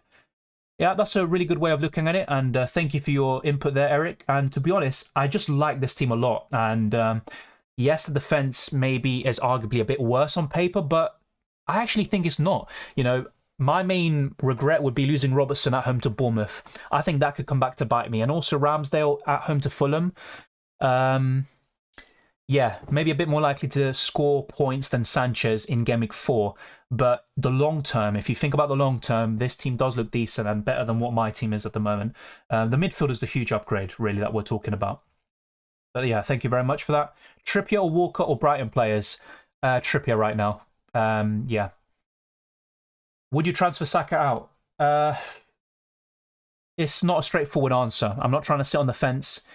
If you don't have Martinelli, I would transfer Saka out for Martinelli, and you can always upgrade another position with the extra money. But if you already have Martinelli and you're kind of happy with the rest of your squad, I would be patient with Saka and keep him. Trippier or Walker? Yeah, I just answered that, sorry. Harrison or Andreas, who to start? I would start Harrison. Me and Neto to Nico Williams and Grosh? Yes. I will do that. 2-1 United. Wow, that's a bold prediction. It's possible. Gundogan or Zaha? I like them both a lot, but I'd probably say Zaha. Yeah. If a player gets a serious injury from the Prem or the World Cup, will they go down 0.3 every week until Boxing Day? I don't think prices freeze. As far as I'm aware, I don't think prices will freeze, so that is possible. But if a player gets injured, it might not be a question of 0.3 million. Sometimes FPL headquarters do kind of manually control things, so the price might only go down by 0.1 or even stay the same. It depends on ownership. It depends on the transfer activity, transfers in and out. So just depends. Diaz and Archer to Rodrigo and Tony? Yes, I would do it. Robertson or Perisic? I still prefer Robertson in isolation. I have to make that very clear. But if you can make another worthwhile upgrade in the midfield, then I have to say Perisic might be the better one. But yeah, Robertson all day for me in most cases. Greetings, Nuclear Atoms. Will Son start? I mean, if you look at performances, he doesn't deserve to, but I think he will continue to start. He's that good. Thoughts on Gordon from Everton? He's linked to Chelsea, and I don't like him as an FPL option that much. So when you've got Grosh around the same price, Jensen at a bit cheaper, Rodrigo at a bit more, not for me. Is it time to jump on Perisic? I almost did. Oh my God, that could have changed my week. Instead, I went for Cucurella. Yes, I like Perisic for the next few weeks, but the fixtures do turn very soon for Spurs. And whilst they can still keep clean sheets, they're going to probably be a bit more defensive-minded and still grind out results. That's where the ceiling will arguably be a bit lower for Perisic. But yes, I think now is a good time to jump in on him. Recommend a Brentford midfielder? Jensen for me. He's probably my favourite at the moment. Would you transfer out KDB and Robertson for Salah and Perisic? No. I don't think it's worth it. -4 as well? No chance. Yeah, as Savio, I answered this earlier, and I think this is the key reason why I'd go for Zaha over Tony. The main reason is because you have more options to move to around 7 to 8 million in midfield. You can go to Gundogan, you can go to Aronson, Harrison, Pascal Grosh, an 8 million midfielder like Maddison, so many more like Diaz, Saka, etc. Whilst in the forward positions, let's say you want to go off Tony once Brentford fixtures kind of turn for the worse, or maybe Brentford don't look themselves, you can only really move to Mitrovic, and then maybe instead of him, you could go to Callum Wilson or Jesus, who I already have in my team. So I just would rather have Zaha for the flexibility, and also he's got the third most goals of any Premier League player behind Son and Harry Kane. So that's really the main reason why. And I think Zaha is well, this year anyway, he's been very underappreciated in FPL, and I probably should have talked about him more. Zinchenko or Saliba? Saliba for the extra millions. Sold Saka to get Rodrigo, that's fair enough, and you can make huge upgrades elsewhere. Why captaining Salah is better than Haaland or Jesus? It's all down to opinion, mate, but I prefer the fixture. Bournemouth looked awful. Also, look, Jesus is coming up against Fulham, who have looked very impressive this season. They're looking poor defensively, but they're also doing very well overall, and I think they could give Arsenal a good game. Also, Palace against City, they've got a good record in the Etihad, and also they've looked good this season. They took a point off Liverpool at Anfield, and Bournemouth, I just don't see any situation where they get something at Anfield. So, yeah, and Salah's also a better FPL option than Haaland and Jesus. He's a midfielder. He gets more points for scoring a goal, a clean sheet. So that's already quite a lot of reasons there. Given the variance, United winning is feasible. If it happens, then I'm going to log off for the week. I think Salah captainers are perfectly safe for a feast. Yeah, hopefully. But yeah, this week it's just been absolutely awful. What kind of question was that? I just saw Messi's wife versus Ronaldo's wife. I'm not going to comment on that. Both great. Keep Kane or Haaland next to free up funds. I'd rather keep Haaland still, but they're both very good, of course. I have Martinelli and Saka. Should I sell Saka? Yes, I probably would sell him. I would rather sell Bowen, though. But yeah, you've already done that. So yeah. Because you already have Martinelli, you could keep Saka for another week, and then you can bring Maddison in Game Week 5, or Zaha, or Gundogan. Whoever you want to go for. Welbeck is alright, to be fair. Yeah, that's another good choice, to be fair, Sebastian. That's a great point. But I still would rather go to one of those midfielders I said, apart from maybe Aronson, than go for Welbeck. But that's a great point. Is it good to sell Saka? It's not a bad decision, to be fair. But I'd be very careful with that because I could see him hauling against Fulham. And he's been having some off games, but he's still got an assist for the own goal in Game Week 1. And I still think he's one of the best 8 million midfielders. But you've also got Gundogan, you've got Zaha, you've got Pascal Grosch, and a few others. Zaha better than Tony? That's difficult. I think they're very similar in terms of points. But for the reasons I described earlier, that's why I'm going for Zaha potentially if I were to wildcard this week. Because he just offers you, it's just easier to move to other midfielders around the same price. With Tony, it's a bit more difficult. The overall thanks to this week. Next season can't come fast enough. Oh, no, sorry. 7 million overall. Wow. Look, it's still very early on. You could easily still get a great rank. Next season can come. I mean, it's literally just started. Let's wait and see. Ben White in and replace Ramsdale. If it's for a -4, then no. That would be my answer. And it also depends who you're getting rid of in goal and also, or who you're bringing in goal, should I say, and also bringing out in the defence. Ward-Prowse an option? I mean, from Southampton, it's just him, Sekumara, and Aribo. But honestly, I think there are better choices elsewhere. Robertson to Walker and Bailey to Rodrigo. That looks good. But I still would probably hold off a little bit, if you can. Thank you, Oliver, for the super chat. Very much appreciated, mate. Would you keep Maddison or change him for Harrison, Rodrigo, or Elliott? If so, which one? The only one I would consider is Rodrigo. And even then, I would keep Maddison.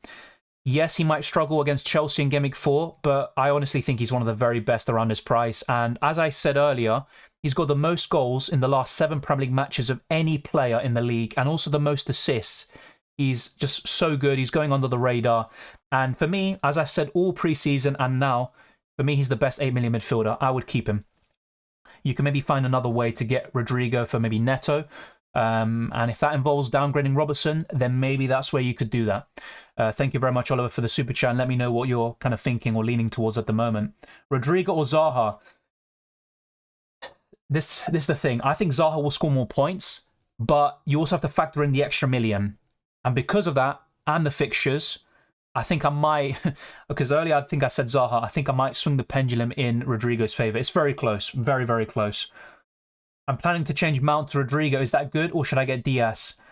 Diaz is a fine option, but I prefer Maddison. I would go for either one of them. Maddison, you've also got Zaha, Gundogan, or Rodrigo. All of them look fine for me. Took out Bernardo Silva and Robertson to Ake and Diaz. Sick of this game. That's just bad luck, mate. And Ake, if he is fit for the next few games, I'm not sure if that's going to be the case. He is a great choice. Should I hold on to Saka? I would hold on to him, Melvin, for this week. -12 of Maguire, Greenwood, and Lukaku. I think you're stuck in last season, mate. Rodrigo or Zaha? Sorry, I just answered that. Yeah, try not to spam the chat, Avi. We went through that already. Honestly, guys, your rank this early isn't worth looking at. I agree at all sports. I agree. Just keep it simple and don't focus too much on team value, but who benefits your team, and plan those free transfers of pleasures. Yep, completely agree. I can't really add anything more to that. Do I need Chelsea Spurs cover? You don't necessarily need them to do well, but one of each is fine. I wouldn't triple up on Chelsea or even Spurs for that matter. I think one of each is fine. Maybe 2 Spurs coverage with Kane, but Haaland's my preference, as I said. For anyone struggling, I took a minus 24 last season in the first few weeks, still finishing the top 700k. Exactly, and also, I said this before, I've said it many times. My first season of playing FPL, I took like 100 points worth of hits in the first half of the season, something ridiculous like that. And I ended up finishing in the top 68k, I think it was, something like that. It's not a great rank, but it's also not too bad. You know, anything's possible. Haaland or Kane? Yeah, Haaland for me. The swings each week, ironically, was putting me off a wild card. Yeah, that's a great point. That's a great point. I think I'll wait for the casual to stop messing around and teams to settle. That's a really good suggestion. Any advice on my team? Ramsdale, Trent, Diaz, James Williams, Salah, Aronson, Diaz, Odegaard, Jesus, Haaland. It's a good team. Despite Odegaard's haul, I think there are better Arsenal options like Martinelli. I prefer Maddison, Gundogan, Zaha over Diaz. Also Rodrigo over Aronson. But look, does that mean you need to make those transfers right now? Not necessarily. Your team's fine. And I think Diaz against Bournemouth could be great. I don't think you need to make any transfers this week necessarily. I'd probably roll. It looks good, Mikel. How did you only get 32 of that team? Bad luck? I don't know. Sometimes it's just the way the cookie crumbles. Thank you, Oliver. Thank you very much. With James at centre-back, is it worth Cucurella? I still prefer James for the extra million. Cucurella had a lot of chances today, and that is encouraging in the long term. But honestly, I think James is worth the extra million, mate. Thank you very much for your super chat and your question. I know a lot of people will be favouring Cucurella right now, but I beg to differ. You have convinced me to the Rodrigo hype. Hope he outscores logical choice of Pascal Grosch. Look, don't get me wrong, Grosch is looking great, but I just prefer Rodrigo. I think he's going to score more goals, despite the fact that Grosch is a great creator. And the thing is with Rodrigo, it's not just this week. I'm not trying to overreact because of his goal and assist today. It's also from the last few weeks. He's just looked really good. Is Silva to start next week? I think so. I think so. You think Tony for Haaland is a good swap? I would just stick with what you have. I wouldn't do one for the other, to be honest. Can Jensen cover Tony? That's a good question. Whilst Tony is the preference, I think Jensen's a very good replacement for Bailey, and therefore it could be a decent way to cover Brentford attack. And I think they've scored 8 goals this season so far, so it's not too bad. I think Jensen's probably my favourite option from Brentford right now, other than Tony. Martinelli or Rodrigo? Martinelli still. Perisic in for Robertson. If you can make another huge upgrade, then yes. Otherwise, just keep Robertson. Why Harrison's not an option? I didn't say he's not an option. I just prefer Rodrigo. Harrison's my second favourite from Leeds. -4, Patterson and Maddison out for Rodrigo and Perisic. I wouldn't get rid of Maddison for -4. But obviously the other transfer looks great. And don't get me wrong, Rodrigo and Perisic is a great duo, but I wouldn't take a -4 for that. What would you do, Amares? I'd sell, just like I said last week after Bournemouth. And even before that game, I said keep him for Bournemouth and then sell. I'm just going to say the same thing now. I would sell him to Maddison, Gundogan, Zaha, Rodrigo. You've got plenty of options there. Martinelli, of course. If you don't have him, he's a fantastic choice. James won't be a good asset with Koulibaly out, guaranteed centre-back. Yeah, but is it enough to get rid of James? Because in the long term, I still think his position is right wing-back, and he is one of the best wing-backs in the world. I can see your concern. I understand it, but I still think he's a great choice. Thank you, was Alan. Good stream, mate. Is there any news on Ake? Not that I'm aware of, but I think Guardiola surely commented on it. Something. By the way, wow. There's almost 400 of you right now here in the chat. Absolutely bonkers. Let's try to keep on smashing the like button and subscribing. We recently hit 12,000 subscribers. I think it was yesterday. Let's try to keep on pushing and reaching new goals. So if you haven't already and you're new, be sure to smash the like button and subscribe for new. Thank you very much. I'm going to try our very best to go through your questions again. And after this stream is over, I am going to be recording the transfer tips video, and I'll try to get that out for you tomorrow. Chelsea will be a different team next week, still have transfers pending and at home. Yeah, I think they will be better. And also, let's not forget, Leicester are struggling. Apart from Maddison, I'm not really worried about the rest of the attackers. Barnes could be back, so maybe he could cause some problems as well. But I agree, I think Chelsea will be better next week. Play Veltman or Perisic? Definitely Perisic for me. Or bench Neto and play both? Yeah, I'd probably bench Neto and play both, to be fair, yeah. I don't think you need to take a hit. to get Rodrigo. What should I do? Oh, my overall is 50k right now. That's a great rank. My team is Sanchez, Ward, Trent, Cancelo, Perisic, White, Patterson, Salah, KDB, Martinelli, Andreas, Neto, Jesus, Tony Archer. I'd probably roll, but you probably know this better than me. Neto is your biggest weakling, to be fair.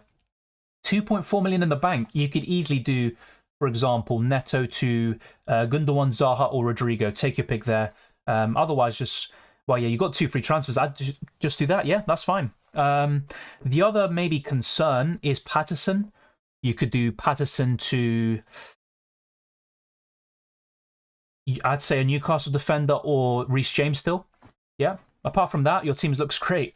Harrison differential, go for it. I think it's great. Apart from maybe Rodrigo, he is my favourite Leeds option. Mounted Diaz -4. I think for this week it could pay off, but Maddison is still my favourite 8 million midfielder. Walker to Perisic. I probably wouldn't do it just yet, because I think Walker, as so long as he stays in that City team, he'll get clean sheets, more so than Spurs. Thank you, Sing, for the shout out. Saka, Neto, Bailey, 2 free transfers available. I'm not sure what your... oh, yeah, sorry. Yeah, you just said it. My bad. I would do Saka to Martinelli. If you already have him, then I'd go to Rodrigo. And then with that extra money, you could do Bailey up to Zaha or Gundogan. I think that looks pretty good for your team. And you can always bench Neto or start him for the next 2 or 3 game weeks, and then you can get rid of him in game week 7. But you've got plenty of options. What do you think about Eze? He's looking good, but I'm more, impressed by his performances rather than his FPL prowess. So I probably wouldn't go for him. I think there are better options around his price, like Jensen, Pascal Gross, Rodrigo, Harrison, etc. Diaz to Rodrigo. I wouldn't get rid of him at home to Bournemouth next week. That's something you could do for Game Week 5, potentially. Isn't it better to take the hits now rather than later? Really, that's a good question you posed there, but I think it's just a question of the players you're getting rid of and the players you bring in, and it doesn't matter which stage of the season it is. Obviously, you'd rather take the hits now than later on, but honestly, I don't think I'd pay too much attention to that. If you think you need to take a hit and you think you'll really benefit from it, not just this week, but long term, I'd do it. Me and Neto to Nico Williams and Grosh. I mean, I like Grosh, but Williams is just a 4 million defender that you want to bench most times, to be honest. Neto for Harrison, not enough money to go for Rodrigo, that's fine. But what you could also do is start Neto or, bench him and then do the transfer next week for Rodrigo, if you really prefer Rodrigo like I do. I sold Saka and Patterson for Rodrigo and Perisic for -4. Is it a good decision? Yes, but I think Saka could burn you this week, so just be prepared for that. I think you could do very well against Fulham, but it's a good set of transfers, I can't lie. Would you sell Trent and Robertson? I wouldn't sell both for sure. I would still keep one. If you were to sell one, it would be Robertson right now, but they could easily switch the gear. Liverpool can start to improve with Gomez at the back, with some of their injured midfielders coming back into the team in the next few weeks and months. So there's always going to be a risk, but if you can do Robertson to Perisic, for example, and upgrade another position, it looks good. Mount to Bernardo, I wouldn't go for Bernardo. I would go for Zaha around that price. Rodrigo, Harrison, Pascal Grosh, and also I'm forgetting another name that's just escaped me. Did I say Zaha? If not, Gundogan. You've got all those options, but I wouldn't go for Bernardo Silva. What about a Brighton defender? If you don't have Sanchez in goal, I would heavily recommend Dunk at the back. So yeah, that looks good. Thinking of Saka and Reed to Martinelli and Rodrigo, I would do it, Frederick, yeah. -4 is obviously off-putting, but in the long term, you do benefit from it. If not, you could stomach it. Yes, you might lose value whatsoever. And then next week, you could do both for free. Mount to Bernardo, no, mate. Like I said, I recommended some players for you already, mate. Me to Dunk, yeah, that looks great. I would do it. Also consider Botman and Cher, Saliba, Ben White. They all look good as well. All of those are the best around 4.5 and 4.6 million. Planning on doing Neto to Rodrigo and Saka to Martinelli because of price changes, fair enough. Thoughts on -4? I think Saka could burn you, like I said, but overall, great transfers. They improve your team, and I think you'll benefit from it in the long run. And I think Martinelli scores similar amount to Saka this season at 2 million cheaper, so long as he stays nailed in the team. Son or KDB? KDB right now for sure. Rodrigo move confirmed. Can't wait for the blank against Brighton. It is a tough game, to be fair. But for the long run, next 5-10 game weeks, he looks good. What do you think about Tony? He is my favourite forward apart from Jesus and Haaland at the moment, and arguably Kane, of course.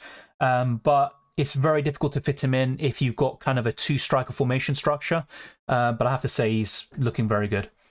Best City midfielder, Gundogan, for sure. And I said this last week as well. I'm not just saying it because of today. Saka, Neto to Martinelli and Rodrigo. Yes, looks good. Foden versus Bernardo. Foden for me, but once again, Gundogan's my answer. What do you think about Vardy? He's a skip. I would, to be honest, any Leicester player I would avoid except for Maddison, who is a great FPL option. Rodrigo or Grosh, Rodrigo, Cucurella, Perisic. I don't know why I went for Cucurella in the end. It's just the fixtures. Thank you, Joshua. Christian puts his team: Ederson, Ward, Trent, Cancelo, Perisic, Robertson, Nico, Salah, Martinelli, Odegaard, Gordon, Andreas, Kane, Archer. Great team. Just 2 concerns, and the main one is Gordon.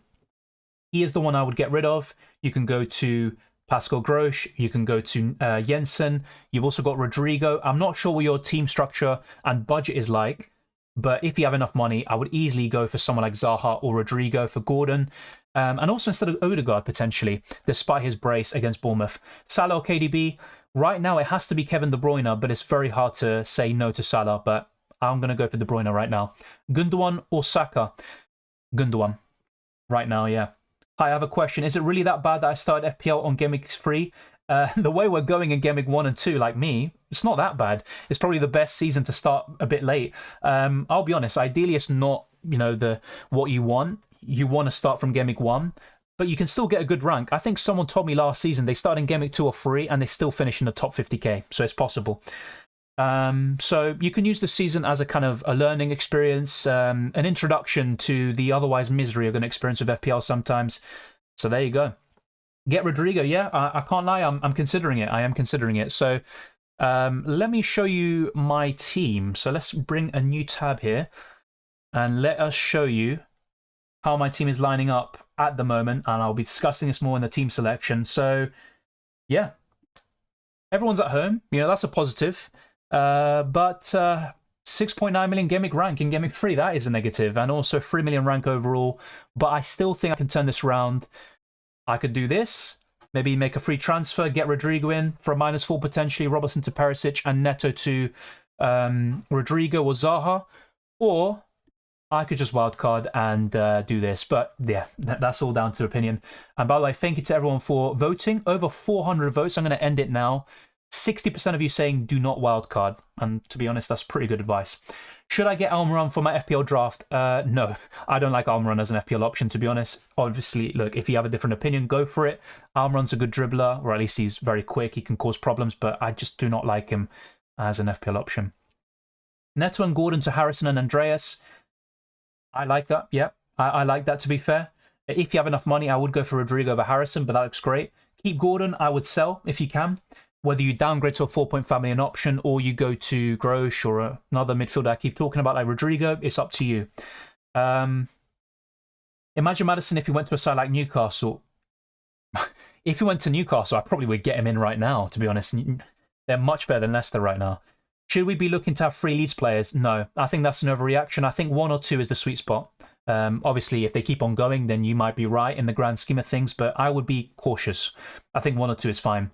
Grosh to Odegaard? No, I prefer Grosh. I don't think Odegaard will keep this up. I think he will get more goals and assists and points than last season, but I don't think he's... Look, with Arsenal, you've got Saliba, Zinchenko, Ben White at the back. You've got Ramsdale in goal. All great options, better than Odegaard in my opinion. You've got Saka, who is still, for me, a better choice than Odegaard. You've got Martinelli, who's the best midfielder. You've got Jesus up front. I just don't think it's worth wasting an Arsenal spot on Odegaard right now. Salah or Haaland? For the captaincy, it would be Salah. I think you should use a wildcard. Fair enough. Fair enough.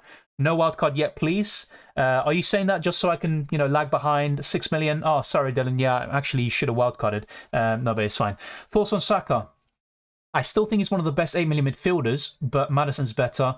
I also prefer the 7.57 million midfielders like Gundogan and Zaha, Rodrigo. So it does become a bit more difficult to keep him. If you don't have Martinelli, get rid of Saka for him. Saint-Maximin, great game today, but I still don't like him that much as an FPL option. The only ones from Newcastle I really like are Nick Pope, Trippier, Botman, Fabian Schär, and Callum Wilson. The rest, yes, Bruno Guimaraes is decent, but then I'm just not that convinced by Almiron and Saint-Maximin. Mendy to Sanchez, De Silva to Rodrigo, or Nico to Saliba, and keep Mendy. Great question. I would do Mendy to Sanchez and De Silva to Rodrigo. Despite the fact that I'm not a big fan of goalkeeper transfers. If you use the wildcard now, how will you turn your team around after Game Week 8? That's another thing that I'm considering and why I'm not activating the wildcard yet. So that's a great point. And that's why I've kind of targeted that period, or at least have it at the back of my mind, as a time frame where I could potentially use my wildcard. Rodrigo good over Harrison. Both are good, but I prefer Rodrigo, yes. I think it's not a good idea to wildcard before transfer window closes. Another good point. And also, I think there's going to be one international break, if I'm not mistaken. Should I use Mitrovic? I think he could score against Arsenal. It's not the worst idea in the world. Who should be a priority transfer? Patterson to Perisic or Bailey to Rodrigo or take a hit? I wouldn't mind taking a hit there, but I would, considering the fixture, I would do Patterson to Perisic.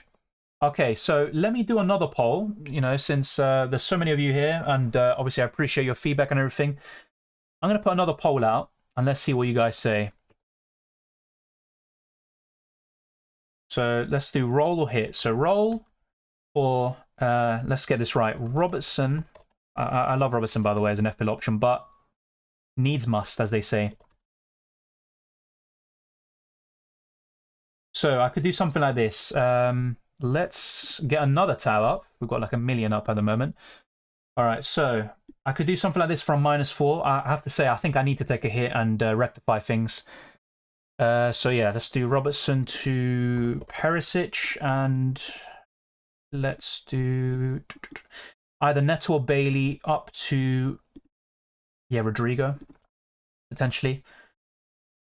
So, okay, I could do this. Okay, I got it. So yeah, this is kind of my current thinking at the moment. Things can change across the week. I'm still open-minded. This doesn't mean I'm definitely going to take a hit. It also doesn't mean I'm definitely rolling or just doing a transfer. Anything can happen. So roll or hit. So Robertson and Bailey to Perisic and Rodrigo. -4. Oh dear, I just went over the maximum characters. That's great.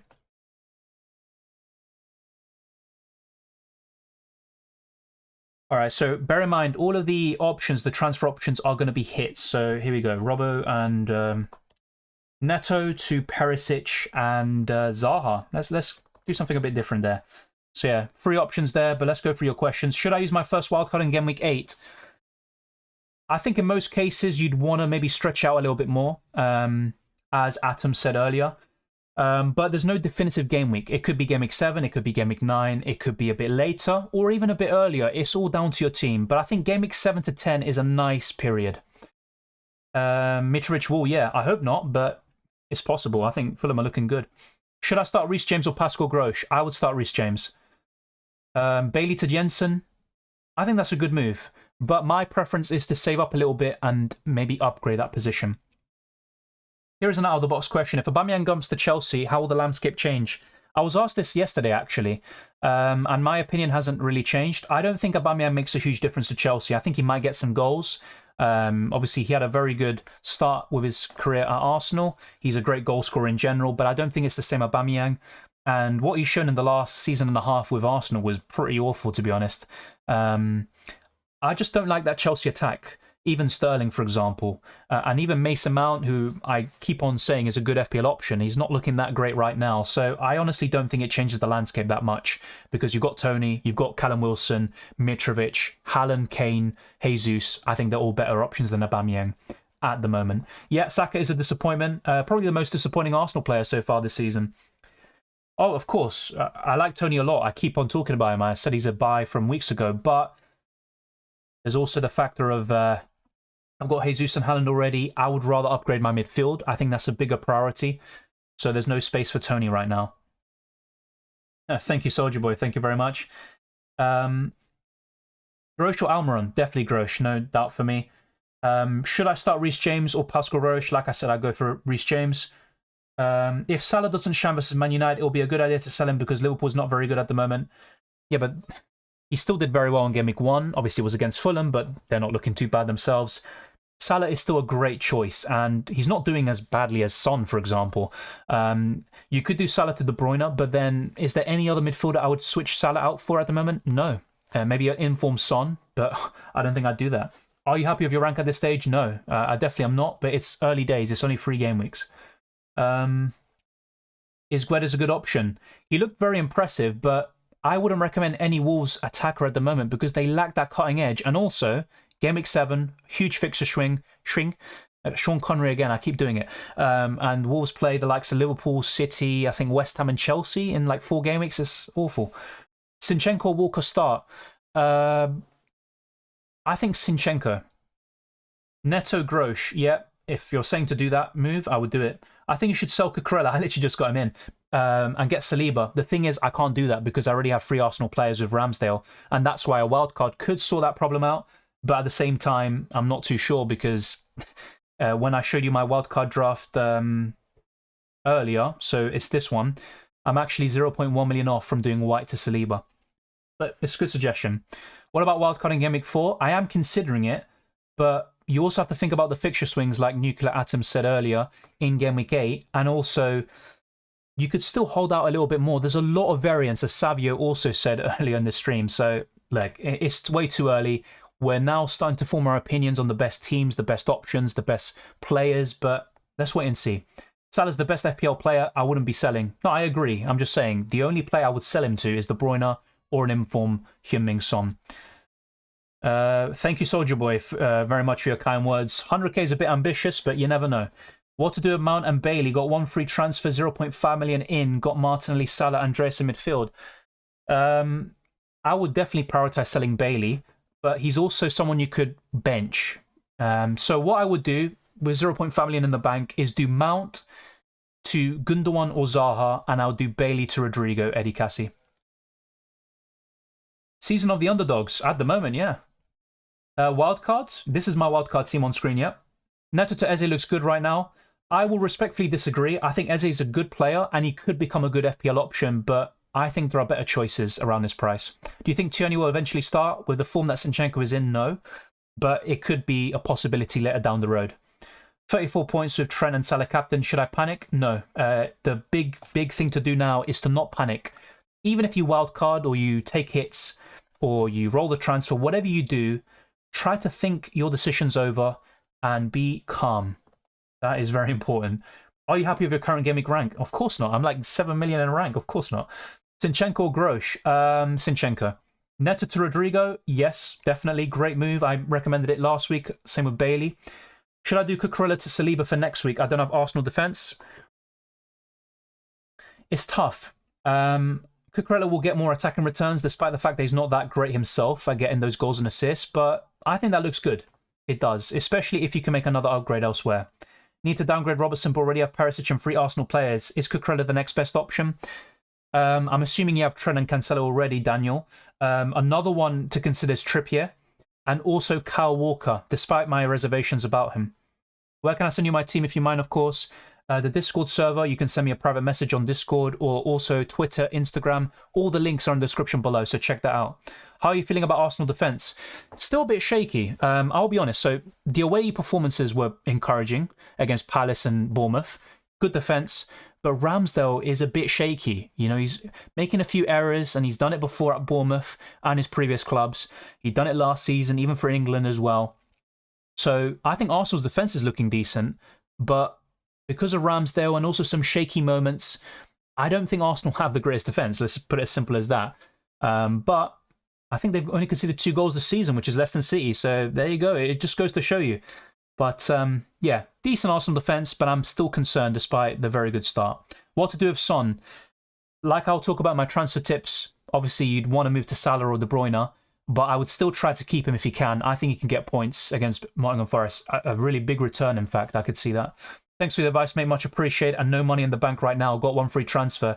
Yeah, Christian, I think you'll be fine. You've got a good team, and with those transfers that we talked about, I think you'll be good to go.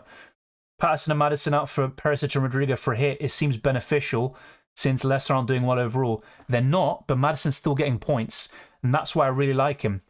And apart from him, I wouldn't recommend any Leicester player at all. But as a duo, I agree. Perisic and Rodrigo look better. Replacement for Bruno Guimaraes, I have 8.3 million to spend. Already have Martinelli, Salah, Bailey, and Andreas.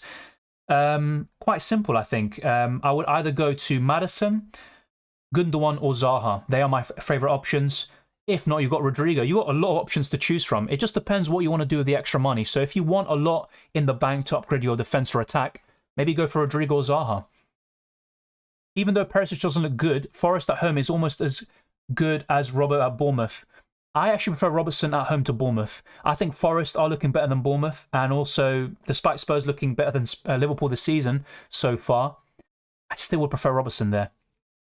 But you make a great point at the end there about long-term improvements with the extra funds. Robertson to Tony. What does that entail, though? You know, which striker are you getting rid of for Tony, and which defender are you bringing in for Robertson? But that looks fine. Cucurella to Rodrigo, -4. Kind of similar to what I said to Verrat. Which defender are you bringing in? Or should I say bringing in? Yeah, bringing in, and also for the midfielders, which midfielder are you bringing out? But I prefer Rodrigo right now, yes. Bowen or Diaz? Diaz, yeah. Do you think Kulusevski will return this week? Yes, I think he will. I think Spurs will score 2 or 3. I just did Neto to Harrison, can't get to Rodrigo. That's fair enough. I think Harrison's the next best option. And he could even be as good, to be fair. He's actually a bit more Premier League proven than Rodrigo. Haaland or KDB? KDB, as I said in my wildcard video. But then again, you could just ask me now, why aren't you just going in for him in this kind of draft you've got here? I could do something like this. Go for Tony. And then we've got 4.5 million in the bank. And I could do... Well, I'd have to make another downgrade, for example, but Zaha to De Bruyne.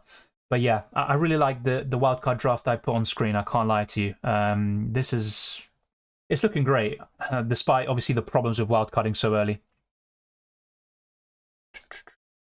Play Xhaka or Neto? Xhaka right now. He's playing more of a box-to-box role, but as I'm going to discuss in my transfer tips video, I still think Xhaka is a skip. So what transfer move are you most leaning towards?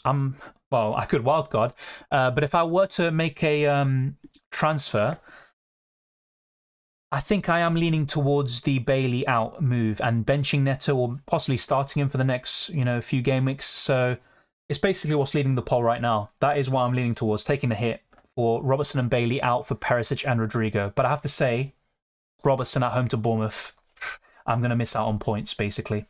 How about Haaland out for Tony and lots of money to strengthen midfield? No, look, that's fine. And I talked about this in my best wildcard video for Gameweek 3. I think that's a good move. It just depends on what you want to do with your team. KDB plus Tony or Kane and Zaha? KDB and Tony, but it's very close. Very close.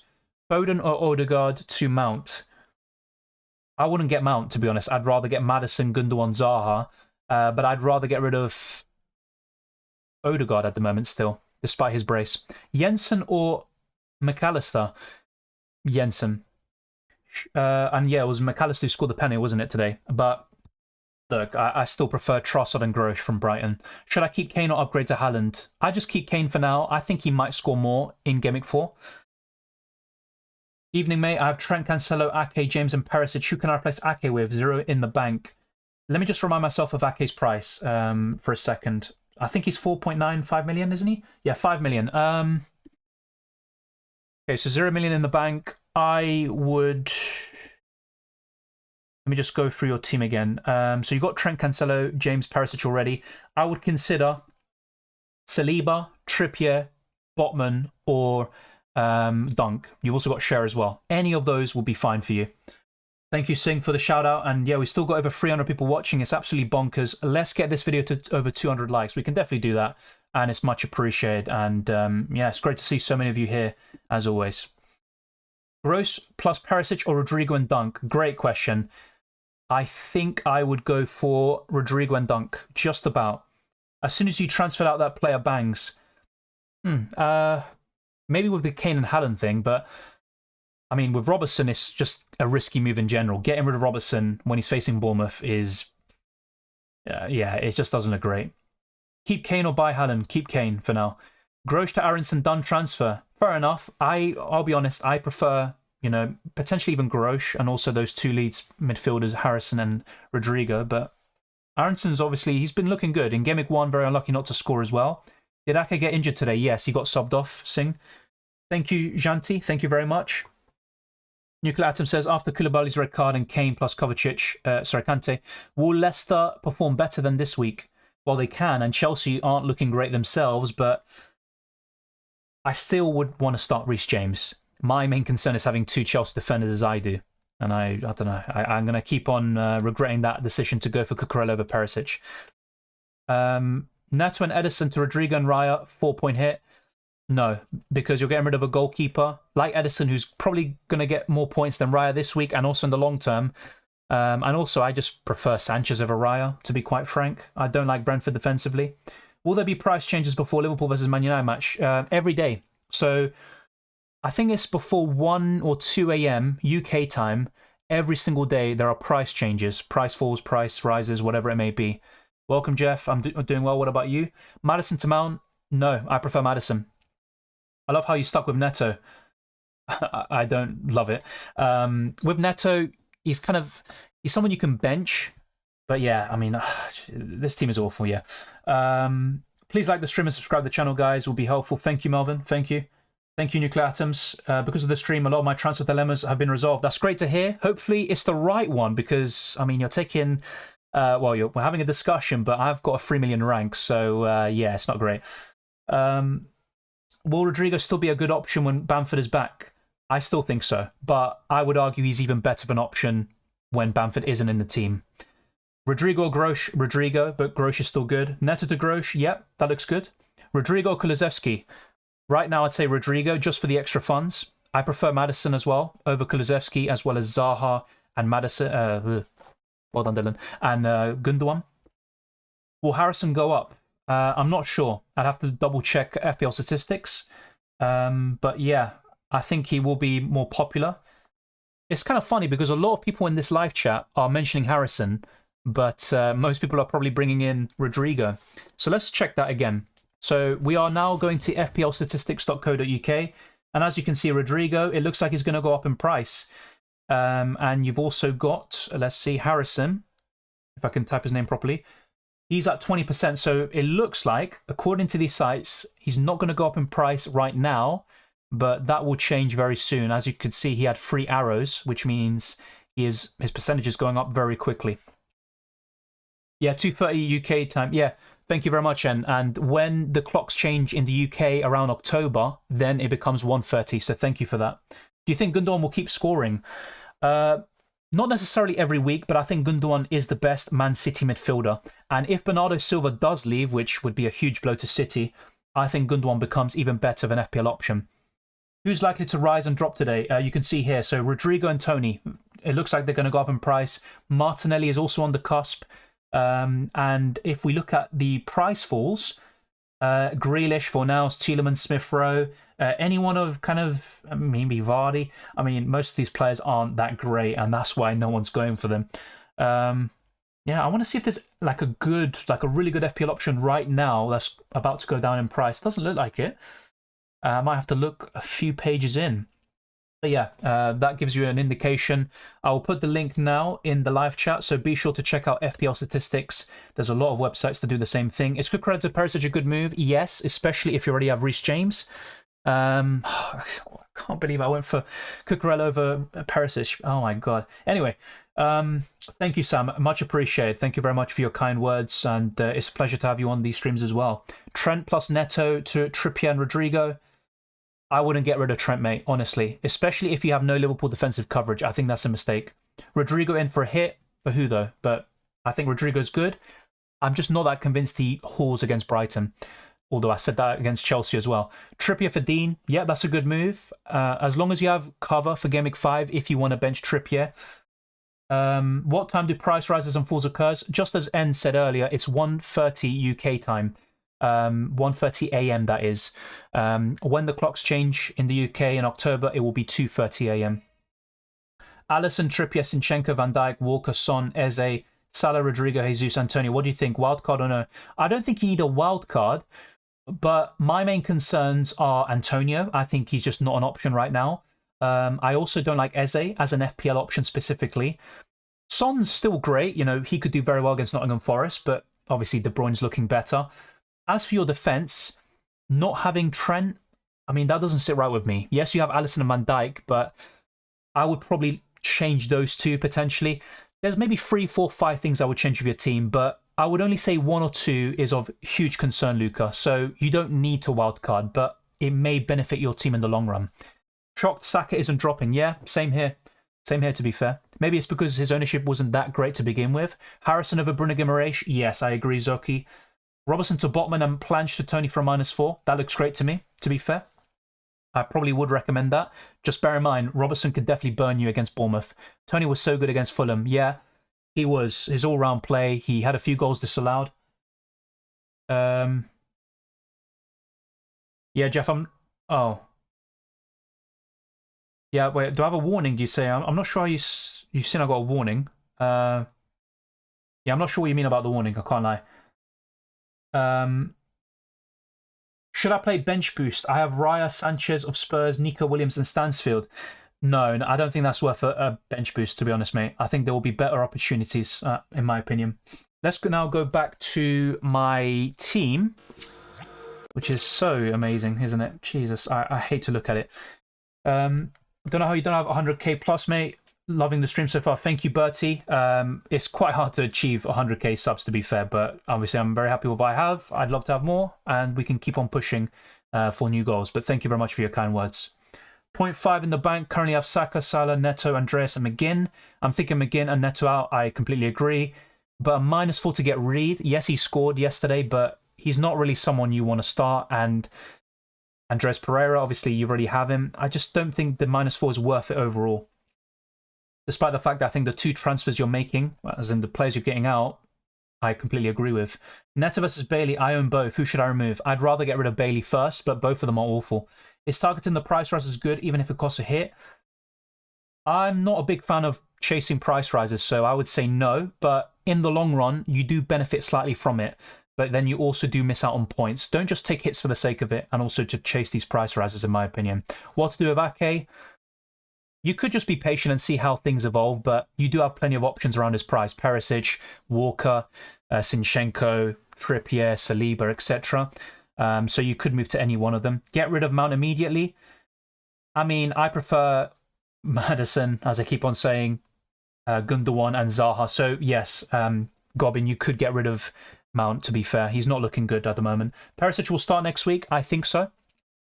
I wouldn't go for Dyer over Perisic. I would just, if you were to go for a Spurs defender, Perisic, go for the high risk, high reward, or go for another team, which is what I did. The transition looks better than your team. Thank you, Nuclear Atoms. Yeah, that's a good way of summing up. Double up Harrison and Rodrigo. It's not the worst idea in the world, but I would only go for one, and my preference is Rodrigo. Sell Neto or Bailey for Rodrigo. If you can, I would sell Bailey first. Should I swap Edison and Neto for Sanchez and Rodrigo? Yes, so long as it's not for a hit, because I'm not a big fan of getting rid of Edison for a hit. Thoughts on Tony, captain to Everton at home? It's not a bad shout, but I just don't think Tony's ceiling is that high to warrant a captaincy. Haaland can get a double-digit return, Salah can, De Bruyne, Son, Kane, etc. That's why you want to kind of captain these players who get these double-digit returns on a consistent basis. Tony is being very consistent right now, but he's getting 6 to 8 points. So I think you're setting yourself a bit short by that. Even though Everton are looking very poor, they are only considering the odd goal or two, really. They're making things tough for the opposition from a defensive perspective. Jesus, a more viable captaincy option next week at home to a back 4 compared to the back 5 Palace Bournemouth will play. Maybe compared to the back 5 Palace will play because they're a decent team, but Bournemouth aren't looking great. They conceded 3 goals to Arsenal and could have conceded more. So I still think Salah's a better captaincy option than Jesus. The broken message turns out to be spam a lot of times. Oh, fair enough, yeah. Thank you for your help, much appreciated. Thank you, Abhishek. Should I sell Diaz and Bailey and buy Saint-Maximin and Geddes? No, not for me. Guedes looked good. Saint-Maximin had a great game today, but I think there are much better options. Rodrigo, Grosh, Aronson, Martinelli, Zaha, Gundogan. Any of them I think will be better than Saint-Maximin and Guedes, in my humble opinion. Wildcard, I got 2 Chelsea players. So do I, and that's a big reason why I want a wildcard. But look, Chelsea could still bounce back against Leicester, who are another struggling team. I wouldn't rule out Chelsea completely yet. What's your opinion about Harrison? I think he's one of the best players around his price, but I prefer Rodrigo from Leeds. But in terms of creativity, I think he'll probably be one of the highest assisters from the 6 million midfielders. Robertson to Trippier, then Gordon to Zaha for a -4. I think that looks good, Christian, to be honest. I think Robertson, once again, could burn you, and it could burn me as well if I get rid of him, but that transfer from Gordon to Zaha looks exceptional. Thank you, Epic Remix.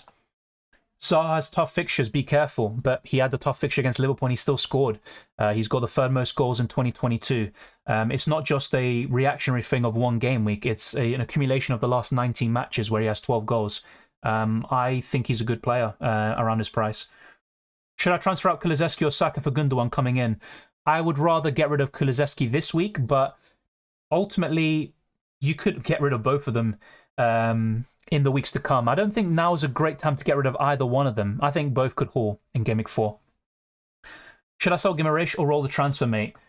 It depends on your funds. So if you could do Guimaraes to Gundogan, let's say Rodrigo, you could do it now. But I don't think you need to. It's a bit of a luxury move, you could say. So I'd roll. I think Bernardo Silva's a better FPL asset than Gundogan. I disagree because Gundogan has proven it before that he has the capabilities of scoring consistently. Bernardo Silva is a fantastic player, arguably City's second best behind De Bruyne, but I just don't think he's that consistent with the goal contributions. He had a very, big purple patch last season, but then after that, everyone got him in and he was awful. Trippier, Neto to Saliba, Rodrigo from -4. That looks good, but do you need to do Trippier to Saliba? If so, to fund the other move, then fair enough. Otherwise, I would just save it and do Neto to Rodrigo for free. Mount, Neto, Greenwood out for Rodrigo, Tony, Reed -4. Is it good? Yes, but once again with this retransfer, I'm not a huge fan of it, but I can see what you're doing here because you're making the downgrade in midfield to upgrade an attacker. That's fine. And in that case, the -4 is worth it. I've got Kane, Salah, and Haaland. Who to get rid of to strengthen the midfield? Kane for me. Although this week, I think he outscores Haaland. But in the long run, I think Haaland just about edges it, in my opinion. Why does Tuchel play Ruben Loftus-Cheek at wing-back to cover for James Aronson? I think it's because James... Also, this is the thing. Chelsea did very well against Real Madrid last season in the second leg. They found that kind of formula, you could say. Reece James right centre-back, Ruben Loftus-Cheek right wing-back, and it also allows them to switch formations in-game to catch the opposition off guard, and then they can switch James to the right wing-back position. But I honestly think James should just play there. End of story. But one kind of maybe reason why Tuchel does it, another reason why, is because it eases the load on Reece James. Playing as a wing-back, especially for Chelsea, is a very demanding position physically. And James has been getting a lot of injuries. So I can see and understand that from that perspective. But I think he should just play James as a right wing-back. But Tuchel knows much more about football than us, especially me. So let's just wait and see. It could come good. Tony, like I keep on saying, I think he's a great striker, great option. But you also have to think about your forwards, your team structure. I'm looking to improve my midfield. I can't do everything. I can't have Tony as well as a better midfield. Nah, City's second best is Rodrigo. I think Rodri's the best defensive midfielder in the world, but I don't think he is better than Bernardo Silva. Obviously, it's kind of hard to compare them. One's a defensive midfielder, another one can play on the right wing as a central midfielder and attacking midfielder, so it's hard to compare. So Robertson and Neto, Zinchenko and Rodrigo, that looks good to me. I'm stuck on Gross, Rodrigo, Harrison. Thoughts? The way I'd rank it is Rodrigo first, possibly Harrison second, and Gross third. Opinion on Ben White? I'd be a bit concerned about him in the long term when Tomiyasu is fully fit and he might start a right back because he's obviously more of a natural right back than Ben White. But so long as he starts, Ben White is looking good, and it'd be very unfair for Arteta to drop Ben White right now. Bailey plus Neto to Rodrigo and plus 4.4 million midfielder worth it? I guess so, as long as you have a good starting 11 and good squad depth, Krishna. Should I take a hit to get rid of Cucurella and Diaz for Perisic and Rodrigo? No, because I think Diaz could do very well against Bournemouth, and Cucurella at home to Leicester isn't too bad. I wouldn't take a hit for that. I'm at 37 with Robertson, Trent and Diaz left. Also, do you think transfer out the Silva and Robertson for Rodrigo and 5.2 million defender? That looks good. If it's for free, then I'd be more inclined to say yes. Robertson, I think, will do very well against Bournemouth next week. So that's where the concern lies. But I do like Rodrigo and a 5.2 million defender. James to Trent. I think Trent is still the best defender in the game alongside Cancelo, but I still like James a lot as well. It's kind of a hard question to answer. If you have no Liverpool defensive coverage, I would do it, yes. But I would try to find another way if you can, because I still think James is great long term. Alan should have got us 20 goals today. He should have got maybe another goal or two, yes, but strikers don't score with every single chance they have, no matter how good you are. De Bruyne to Diaz, no chance. No. Not for me. Chelsea fan here, I'll be extremely surprised if Reece James does not play right wing back next game. We will look so much better with Reece there. I think the main concern there, Jeff, is that Koulibaly is suspended, so Chelsea have fewer options. What Chelsea could do is play Cucurella left centre-back, Reece James right wing-back, left wing-back will be Chilwell, and then you've got the other two centre-backs, maybe Thiago Silva and also Azpilicueta. That is a possibility, but we haven't seen Cucurella play as a left centre-back yet, so it's very hard for us to say that. I also believe Cucurella will play left centre-back. Yeah, maybe. Yeah, so that's kind of what we just... Yeah, I can't lie. I didn't actually read the end of your sentence. I probably should have. You pretty much summed up what I said. So yeah, that's a good point. This week is a roller coaster. Yeah, but a roller coaster that keeps going down and it never goes up. But yeah, you're right. You're right. Any thoughts around moving James and Neto to Rodrigo, Perisic, Robertson Hall against Bournemouth could be a reason you can hold him. That is obviously going to be the big issue. But long term, as a duo, Rodrigo and Perisic does look better. There's no doubt about it. Played Alvarez every week. Was that a bad idea? Well, I mean, Alvarez came off the bench against Liverpool in the Community Shield, obviously made an impact. He's a very talented young player. I said from the start, I wouldn't start the season with him, but at 6.5 is very tempting. Look, was it a bad idea? It's easy for us to say that now. It would have been a better question to answer maybe back then, so I can give you my ultimate opinion, no bias. I don't think Alvarez was ever really a City, a genuine FPL option right now, because you've got so many from City. But look, mistakes are mistakes. I'm at 3 million rank, so I've made plenty of mistakes. We can learn from them, and there's a long way to go. James to Perisic, no, I wouldn't do that. Neto to Rodrigo, Walker to Perisic, or Walker, Neto to Perisic and Harrison. I would do Neto to Rodrigo and Walker to Perisic marker, but you don't need to do the Walker to Perisic move right now. Triple captain Salah for Gameweek 4, it's a good option. I would wait and see how Liverpool play tomorrow before finalising that decision. You think Salah and Diaz do better without Nunez? Potentially, but Salah also has a decent combination of Nunez, at least against Fulham and City. Let's wait and see. Yeah, we did, Jeff, yeah. Are you going for 5-3-2 next week? If I, don't make transfers or I don't wildcard, I probably will go for a 5-3-2, yeah. Not ideal, though. I wanted to switch to 4-3-3 to include one of Mitrovic and Tony. I wanted to remove the Silva and Saka to get one Arsenal defender since I have none. Should I wildcard? But Saka could still do very well against Fulham, that's the thing. And yes, Mitrovic plays Arsenal next week. It's not the greatest fixture. Tony, obviously, he's looking great anyway. I don't think you need to wildcard just because of that, basically. Hello, Dylan from Nigeria. Big up Nigeria. Thank you very much, mate. I'm kind of stuck between Rodrigo, Harrison, Zaha, Tony, and Grosh. It's a really tough dilemma, isn't it? The way I'd rank it is, it's between Rodrigo and Zaha. And without price being factored in, I think Zaha scores more points, but you also have to factor in the price. It comes down to that, because you can also upgrade another position. So I think I'd still go Zaha first if I had to pick one. Rodrigo second. Oh, but yeah, you included Tony in there as well. I missed him. Jesus. Jesus Christ. Mamma mia. Okay, let's rewind. Zaha first, Tony second, Rodrigo third, Harrison fourth, and Grosh fifth.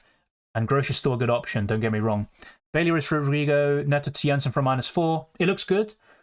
Jensen is my favourite around 5 million, but at the same time, I would rather upgrade that position, go to a more expensive player like Gundogan or Zaha, in my personal opinion. Have Saka, Salah, and Pereira. Yeah, fair enough, and you can always move Saka to one of those options, or Maddison. Do we not need to worry about the cup fixtures for Rodrigo this week? I mean, I'm more concerned about the fixture. I think Brighton's quite tough. That is my main concern. The same goes for Zaha against City, but as Rodrigo proved against Chelsea, he can still do very well. So let's wait and see.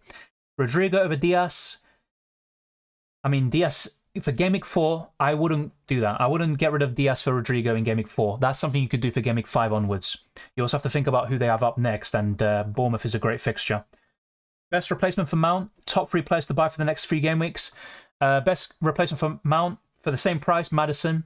At a similar price, it would be Gundogan and Zaha. Koulibaly suspension makes Chalobah come at left centre-back. Potentially, yeah, that is another possibility. There's a lot of things Chelsea could do. They could also play Azpilicueta as a right centre-back, with Reece James right wing-back, Cucurella left centre-back, Thiago Silva as the main centre-back, and Chilwell left wing-back. So let's wait and see. Welcome, Lager. Thank you, Melvin, for another shout out. Start Rodrigo or Henry? That's a good question. My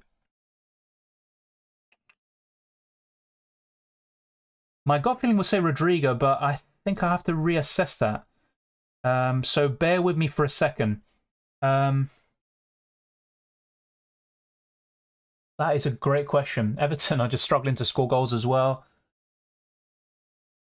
You know what? I think I'll go for Rico Henry, but it's a very, very reluctant one. This again, I think I'm looking too much into the fixture. Form is so important. I like Brighton this season. You know, I'm going to say Rodrigo. I'm going to say Rodrigo, but it's really tough. Really, really tough. Zaha, Welbeck, Zaha. Is no one saving chips for double game weeks? The thing is, with a wild card, you could play it early now. Remember, you do have the unlimited transfers for the World Cup, and you also have the second wild card in the second half of the season. But for the rest of the chips, I would try to save them for the double game weeks, as you say. What do you think about Dennis? I wouldn't consider him right now. Just see how he does for Nottingham Forest. I wouldn't really go for him. You've also got Mitrovic, same price. Tony for a bit more. Callum Wilson, Jesus. So yeah, it would take a lot for the Nigerian to really make an impression on us for me. You might do Rodrigo and Jensen, Bailey, Neto for -4, and in future do Saka to Zaha. That looks good, yeah. But then if you do Saka to Zaha, that also gives you the possibility of doing, instead of Jensen, you could get Grosh or you could get someone else. So it depends on what your preference is ultimately. By the way, the stream has gone absolutely quickly. I haven't even noticed it go by. Let's end this poll, and obviously I appreciate all of you voting. So 34% of you saying to roll, but almost half of you going for Robbo and Bailey to Perisic and Rodrigo. Fair enough. And to be honest, those are the two most likely scenarios for me. I think Robertson could haul against Bournemouth, a really big haul, by the way. Thank you, Christian. Whispers to Dylan. Tell them to hit the like button. Thank you, Messi Monkey. Thank you. We have given a few shout-outs, to be fair. We're almost there at 200 likes, so just 16 more, and we'll get there. So consider smashing the like button. And let's check how we're doing in terms of subscribers, but we started the day with around 12,000. Yeah, we've got like 40 today. So thank you very much to all of you. Keep smashing the subscribe button. And hopefully we keep on seeing so many of you here going through all these questions. Start of the scene was with Alisson in goal. I was very close to doing that as well. Very unlucky, I think you are. Is it wise to stick with him long term?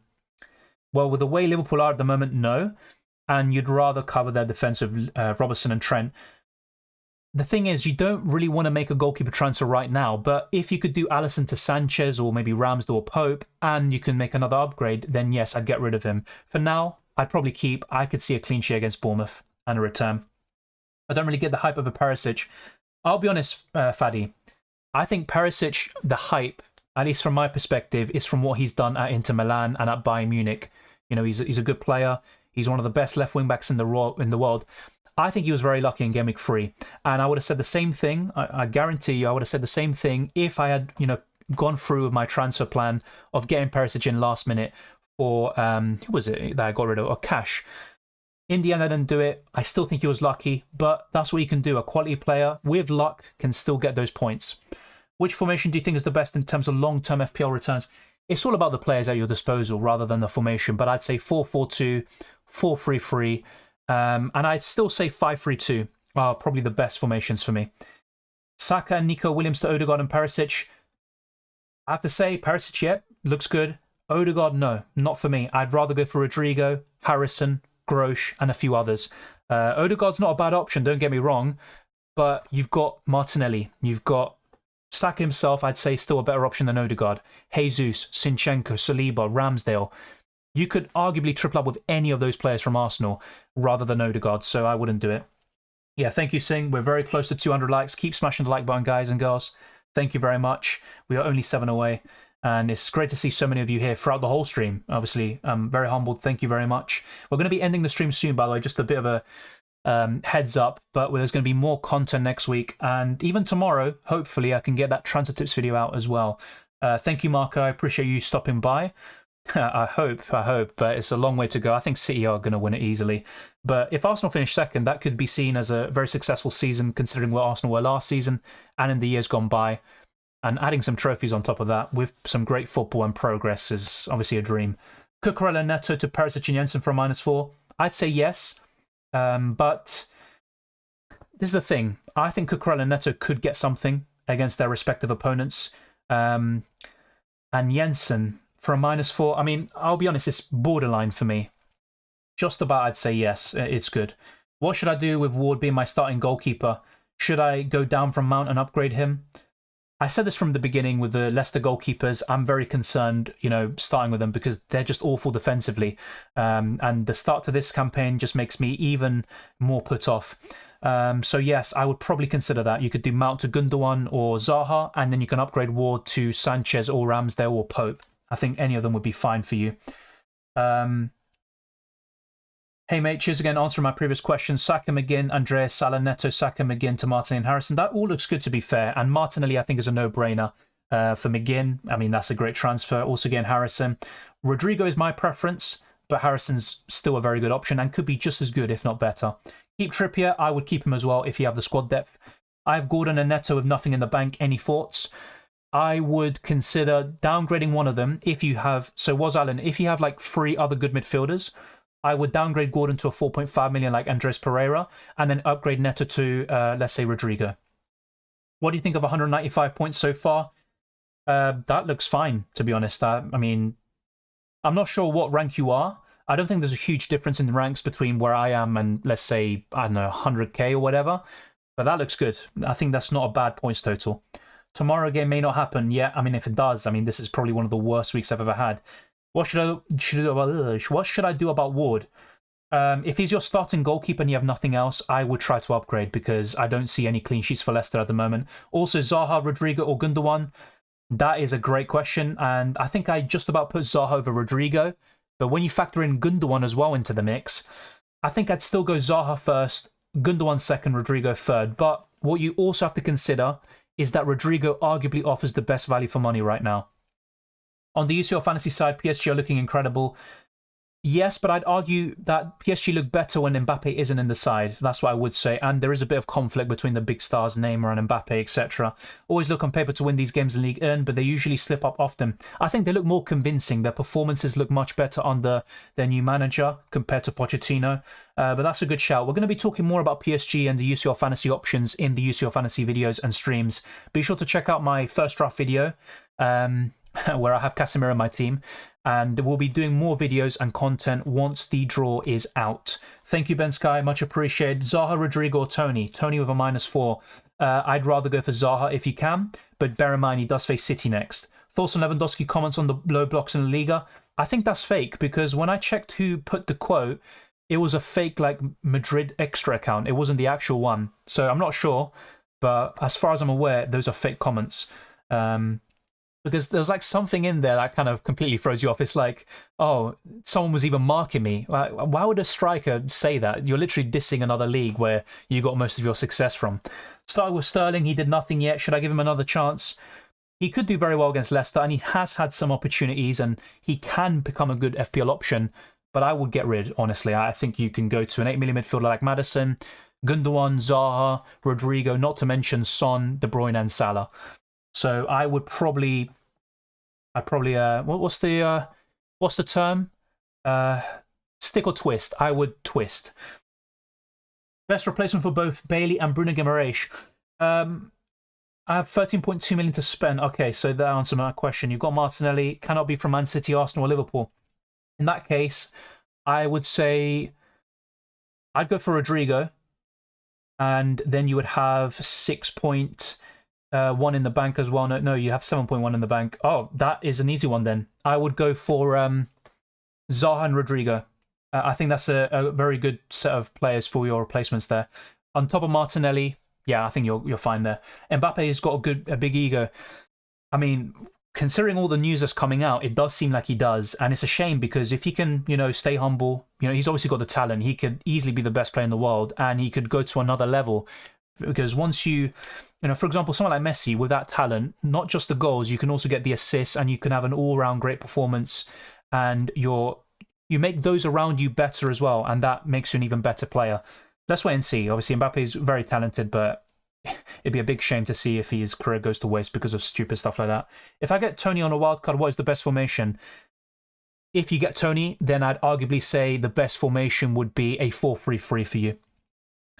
I'm at 176 and I'm at 1.1 million, so ranks may be close right now.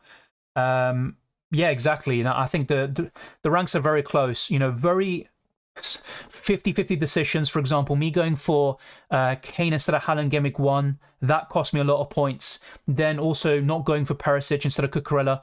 Just think about that. Just those extra 20 or so points, and that puts me in a much better position. So I agree with you.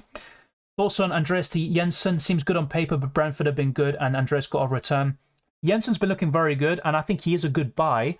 But as I'm going to say in my transfer tips video, I would rather go out of that price bracket. So if Andreas is your kind of 4.5 million budget midfielder who you want to bench anyway, what's the point of going to Jensen? Because you might want to use that extra 0.6 million in another position. So maybe save the transfer and look at another possibility. Man, people go to insane heights to fake stuff. I was so disappointed when I saw those comments. Yeah, I think it was fake. Look, I might be wrong, but as far as I'm aware, when I saw it, the page that posted it, it was fake. I'm going to head out. Good luck for tomorrow. Thank you, Messi Monkey. I'll see you very soon. Wildcard or -8? What are the transfers, though, for the -8 Ben Sky? But maybe I'd say -8. It just depends on your team, though, to be honest. Abdullah says, James, Cancelo, Walker, Sinchenko, Dyer, Salah, Martinelli, Rodrigo, Grosh, Silva, Haaland, Jesus, Tony. That looks good. I don't think you need to make a transfer this week, to be quite frank. That looks good. I don't think you need to make a transfer. Ramsdale, Trent, Cancelo, Walker, Perisic, Martinelli, Salah, Rodrigo, Jesus, Haaland, Tony. What would you change for the wild card? Nothing, because it looks good as it stands. Walker, once again, in the long term, I'd be a bit concerned about, but I think that looks great. That's a great wildcard squad. You don't necessarily need to change anything. What you could do is change the structure, and instead of going for Tony, you can go for a cheap striker and then upgrade your midfield because you've got more options to bounce between, from Zaha, Gundogan to Harrison, Rodrigo, who you already have. So you look good there. Thank you very much to everyone for tuning in. It's been a pleasure talking to all of you. As you can see on screen, that is kind of my draft, my wildcard draft, which I am considering playing, but maybe patience is the way to go. A very poor start to the season, but we can still make amends and have a very great campaign overall.